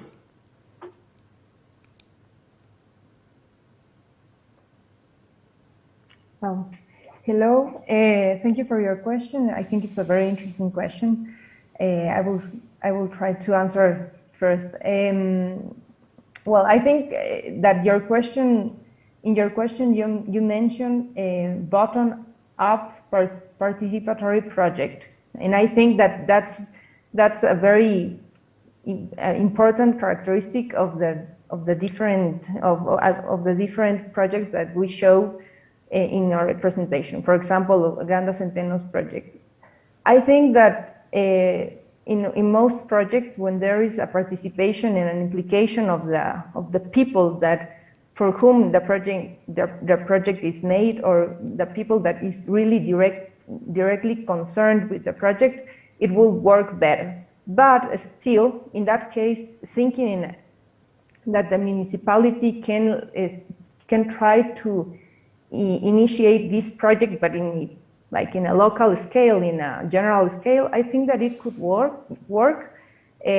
But it will be important to include the people, and to also adapt the project to the different community or population to which it is directed. Because Quito is a very big city. It is very different, and each neighborhood or each zone will have its own different characteristics that will differentiate it from other zones. So it will be, I think that maybe by adapting to the specific needs of each population, it will help to include the people, and that will make a more successful intervention project, or it will be better. So I think that, yes, I'm very optimistic. I think that it is possible, but of course, it is important to include the people and to adapt to the people needs, because if people participate, it will be, surely it will be a better, it will work more, and it will be more successful project. Thank you very much. We already interviewed a few people about this topic, and most of them were talking about bottom-up processes. Have you known of any processes which were initiated by municipalities in Quito? By municipalities? Well, I know there are many projects, but directed to different populations, like age populations, but directed specifically to different zones, like neighborhoods. I think there is, and I don't know if Leonardo, do you know of any project of that type, of that kind? Well, maybe I'm thinking about, those related more to groups of people like 60 y Piquito, which is directed to people beyond their 60s, and they make older or the elderly people to go out and play and dance or do many different activities. That project became directly from the municipality, but yeah, I think most of the most interesting and known projects in the city, these kind of social projects especially have come from bottom-up projects. Yeah, the one we talked as well before in Quitumbe was started by the community, and then the municipality joined. Yeah. So and this happens a lot in many neighborhoods. I'm sure that the Granda Centeno or the project happening there will also, or will be able to reach the authorities, the municipality, and maybe they will try to, or they would implement it in a broader space. I think if they can manage to create, for example, an app or a platform where the different presidents of the different neighborhoods of Quito can join and create events and maybe create this chat, the chances to improve it and to enhance these kinds of participatory projects would be bigger. All right. That might lead actually to the next question. Let's talk about identity and technology. If indigenous people of the country, if they had the choice of developing their own digital technologies or platforms, for example, in Amazonia, like what would they do? What would you think? Okay, I think in addition to the choice for the development of their own platforms and technologies, it is important also to recognize that there is still a lot to do. A lot that our politicians and our governments and we the people have to still do in terms of access to digital technologies, to data and information. We have to spread out the message and spread out how to implement technology, how to use it. And I think those platforms would have, if being created, would have a lot to do with tourism, with arts, for example. There's a huge movement of arts here in the Amazonia, but it's still disconnected. So it would be interesting to start connecting it, to make artists be known outside, not just here in the area. So tourism, environmental protection also is very important. Entrepreneurship and community management is also important. So one good thing about our communities is that they know each other, and they usually organize and get together and work on the benefit of their entire community. So it would be interesting also to see how they can meet through digital platforms and start innovating and creating and doing stuff. All right. As they do in physical life. It's very interesting. Thank you. And Leonardo, we talked with you in our interview already about resilience and natural catastrophes like volcanoes. So maybe I would like to ask Paola about, we know that we talked about the density of active volcanoes in the world, like in Quito, sorry. And is there any interesting digital system developed by the city that you personally use? Like maybe something other countries with similar conditions could learn from? Well, actually, I don't use any, personally, I don't use any, or I don't use any digital system, and I don't know of any digital system. What I know, and I want to show you, I will share my screen.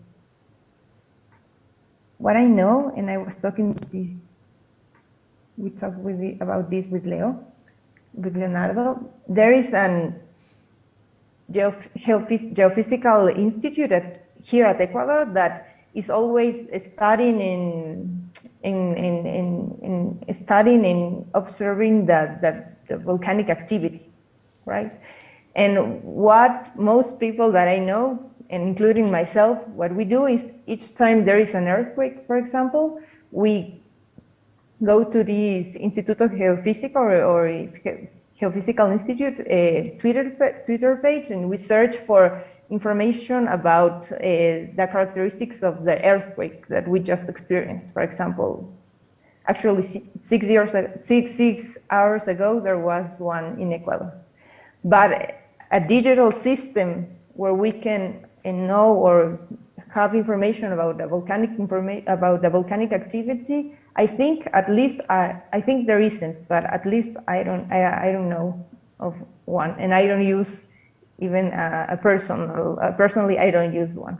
Only these, I only enter to Twitter and check the information after an earthquake, but with volcanic activity there is no. Personally, I don't use. So since you are already the third person who answers actually quite similar, the same, so we could actually generalize and say that the threat of everyday volcanoes does not affect your everyday life in Quito, right? Right. Okay. Right. Yes, probably after some events, like we have. Exactly. We can we aware that we are in danger, but then we are very normalized with living near volcanoes that are active. Yes. Cool. Very interesting.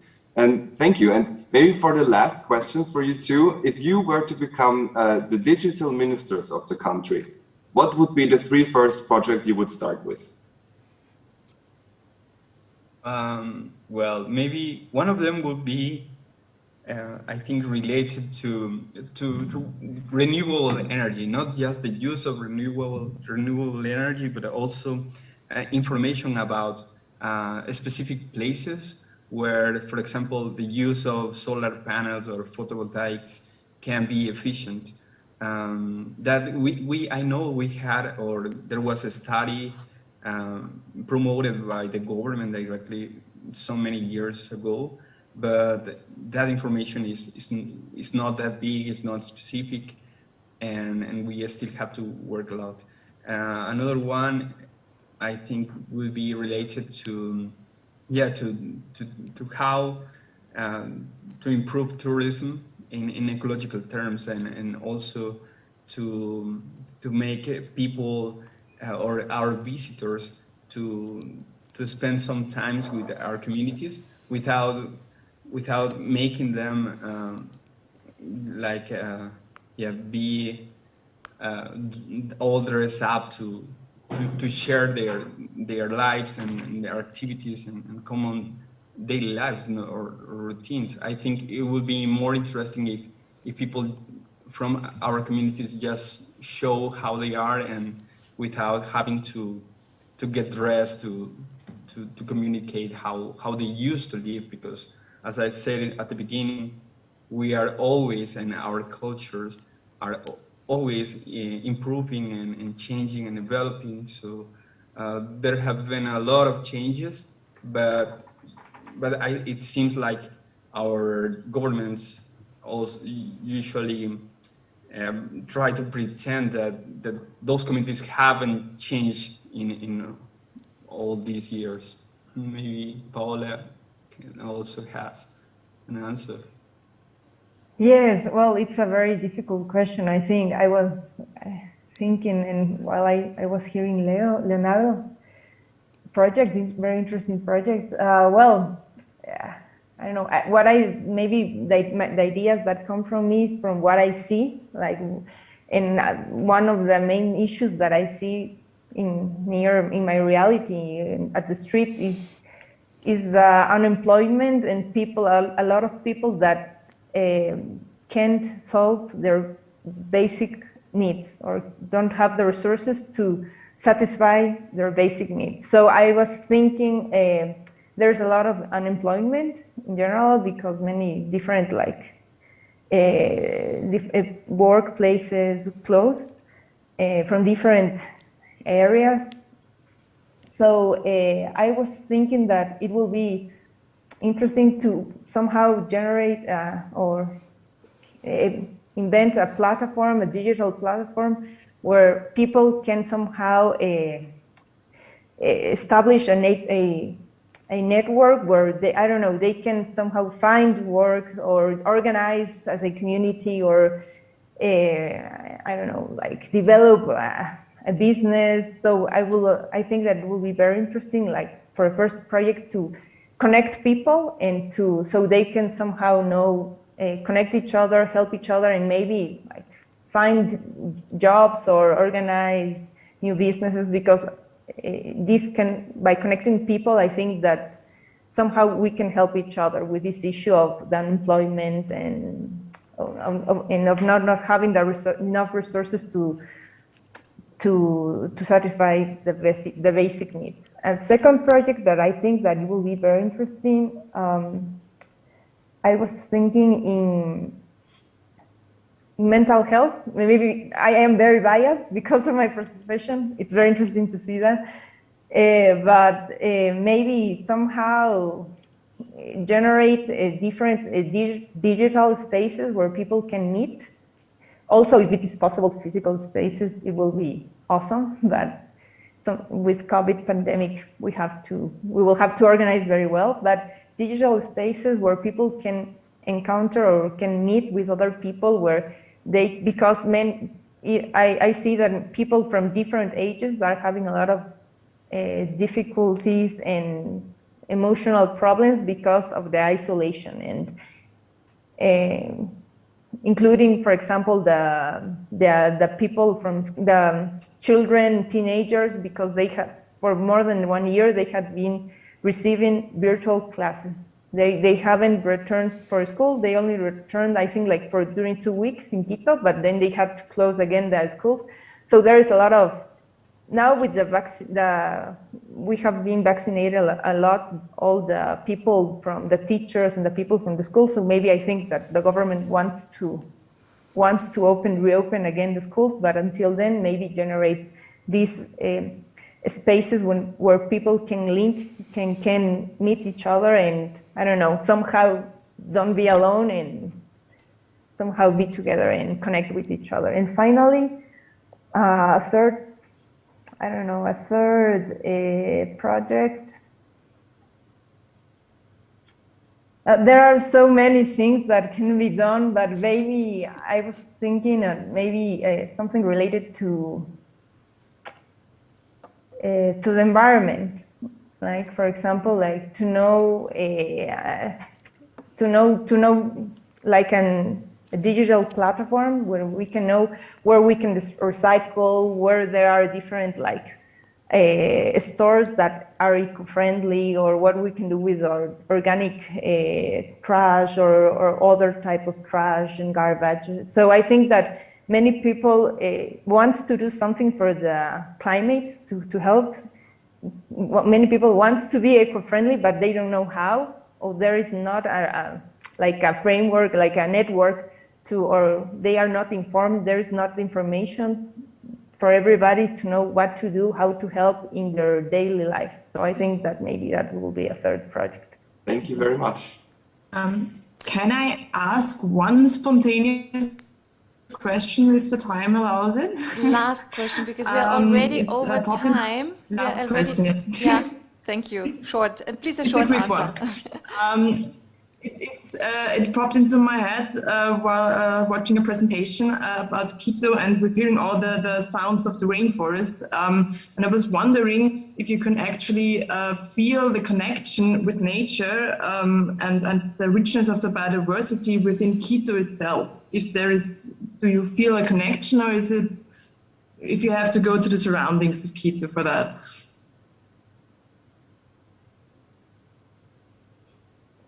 Okay. Well, I think that actually also Quito is very urbanized, and then you hear the noises of the cars, the buses. We have a lot of animals here. I can see, like, even in my garden, there are different types of birds.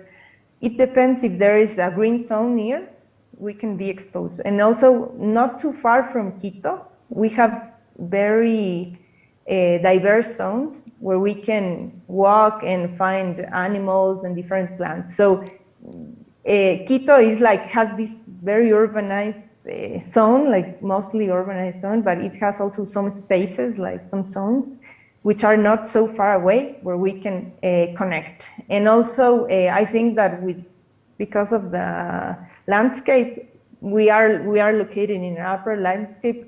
We can see the Amazon, but we can at least like somehow connect. That's my perception. I don't know if Leo can.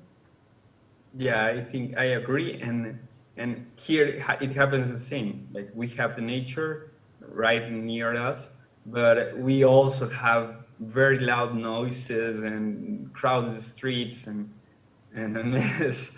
Yeah, so it happens the same, but nature is always there. We can always see them. The fact of being surrounded by so many mountains and volcanoes, it can be felt every day because we can actually see them. So it's very interesting. Thank you very much. Thank you. Yeah, thank you very much. Thank you very much, Paola and Leo. Thank you also very much for your questions and for your interest in this. I mean, there's still the possibility to be in contact with Leo and Paola, I assume, and to move on with your research. We have to close now the sessions. We have to close now our 2 days of traveling to 7 places. So yesterday we started with, on Monday we started with Tallinn, we went to Copenhagen, and then finally to Sao Paulo today, Tokyo, Nicosia, Singapore, and now Quito. And I would like to ask also Jérôme and Ian just for a short wrap up. So what have been your experiences now in traveling? Shall I start? Yeah, I mean, while scrolling through my notes, I mean, what struck me most during these 2 days of very different talks, I think, is how this concept of the social imaginary seems to be a very important element in what we call the cyber-physical landscape. And I think one thing that was also very clear to see is that these collective imaginaries are not shared on a global scale, but they've been very different in every talk, in every city. So we should really consider them as a local or site-specific phenomena, I guess. So it might be an important thing for a project of the field trips to deal with the digital layers of the public sphere and the way they are influencing urban cultures under this lens of locally shared imaginaries. Thanks a lot. Yeah, I would say 4 things. I mean, it's very complex to put everything together. 4 things is one, which maybe it's starting with what Paula said. We have to expand our concept of spaces. That's for sure. There's not just digital space, not physical space. There's inner space. There's social space. There's inner. Relates a lot to what Natalia yesterday Well, said. also exactly what Natalia said. Brazil. So maybe there is a South American perspective, the inner world, which I feel there is. But also the connection to Japan, which Arina started today. The human and non-human relationship. That's also very interesting at how to including environments that are not human. I mean, we can't just think about ourselves. There's the planet and the animals and so on. So spaces. The second is community. I mean, that's something which is probably goes across the entire world, like getting people into something. Otherwise, nothing works. If I think of Tallinn, for example, after the massive cyber attack, it was the community which came in and solved the problem. You know, I think that's a very, very interesting story of Tallinn. And here we see the community in Quito and Japan. Anyway, so community is huge. And the other thing, Copenhagen leads a lot. Data is big. That's the new resource or of thick. it. Sorry. Data is big or thick? Big, thick, corporate. These are the 3 that they use, right? So the thick data is a very interesting concept. So basically, we have to have a very clear understanding of who generates the data, what data, to whom does the data belong, and that's the resource of the 21st century. So I would say these are the 4 things which we have to look closer into and find new imaginaries of the future. And I mean, also what I would like to end here is it's a very first world problem in thinking about this entanglement of the digital and the physical, because I'm hearing now also what from the last statement from Paola that we cannot assume that everybody has access, that can afford the costs of being actually connected. And I think this is also why it's quite difficult to, and also education, I mean, how to use the digital space, how educated do you have to be in order to really work with it, and have the possibility. I think this is also something that I really want to mention here. But I want to close with a quote that came to my mind actually, especially now also after the last talk, because what does actually the digital mean? And I would like to close our today's with a quote from Gerfried Stocker, who is actually the managing director here. And he was saying, digital is not merely a technical category, but an ontological state of information, a condition of aggregation, a distinctive form and appearance of information which arises when information detaches itself from the physical conditions of material and takes on the ephemeral form as a code, as a sequence of 0 and 1. A form which it can be converted into further forms of expression, communication, I would also add creation. So it's not just a mirror, it's not just a shadow, it's really something that is totally different, that actually can contribute to something that we just start to learn with it, what it is actually contributing. Thanks a lot for being with us. Thanks all the students who contributed. So, I mean, I was researching, working on it intensively, going in contact with our speakers, but also with others, doing interviews. So it was really great, the work that you actually are contributing, hopefully also until the end of the semester. So we're still following this. Thanks to you, the audience who participated in this public lecture. We wanted to share it, we want to open it up, we want to give you also the chance to reply to us, to give us additional information, because we're also learning on this, as I just mentioned. We're just starting in using the digital space, not only as a mirror, but really as a place also for creation. And yeah, hopefully see you next time, maybe in the next public lecture. And we want to, of course, thank the technology behind it, which the audience cannot see. That you actually don't see with on-site. They're all... We have 7 people actually joining us and making this possible. Exactly. Thank you so much. Thank you. Hey. Thank you. Thank bye you. Okay, bye. Thank you. Thank you. Ciao, ciao. Ciao. Bye. Ciao, ciao.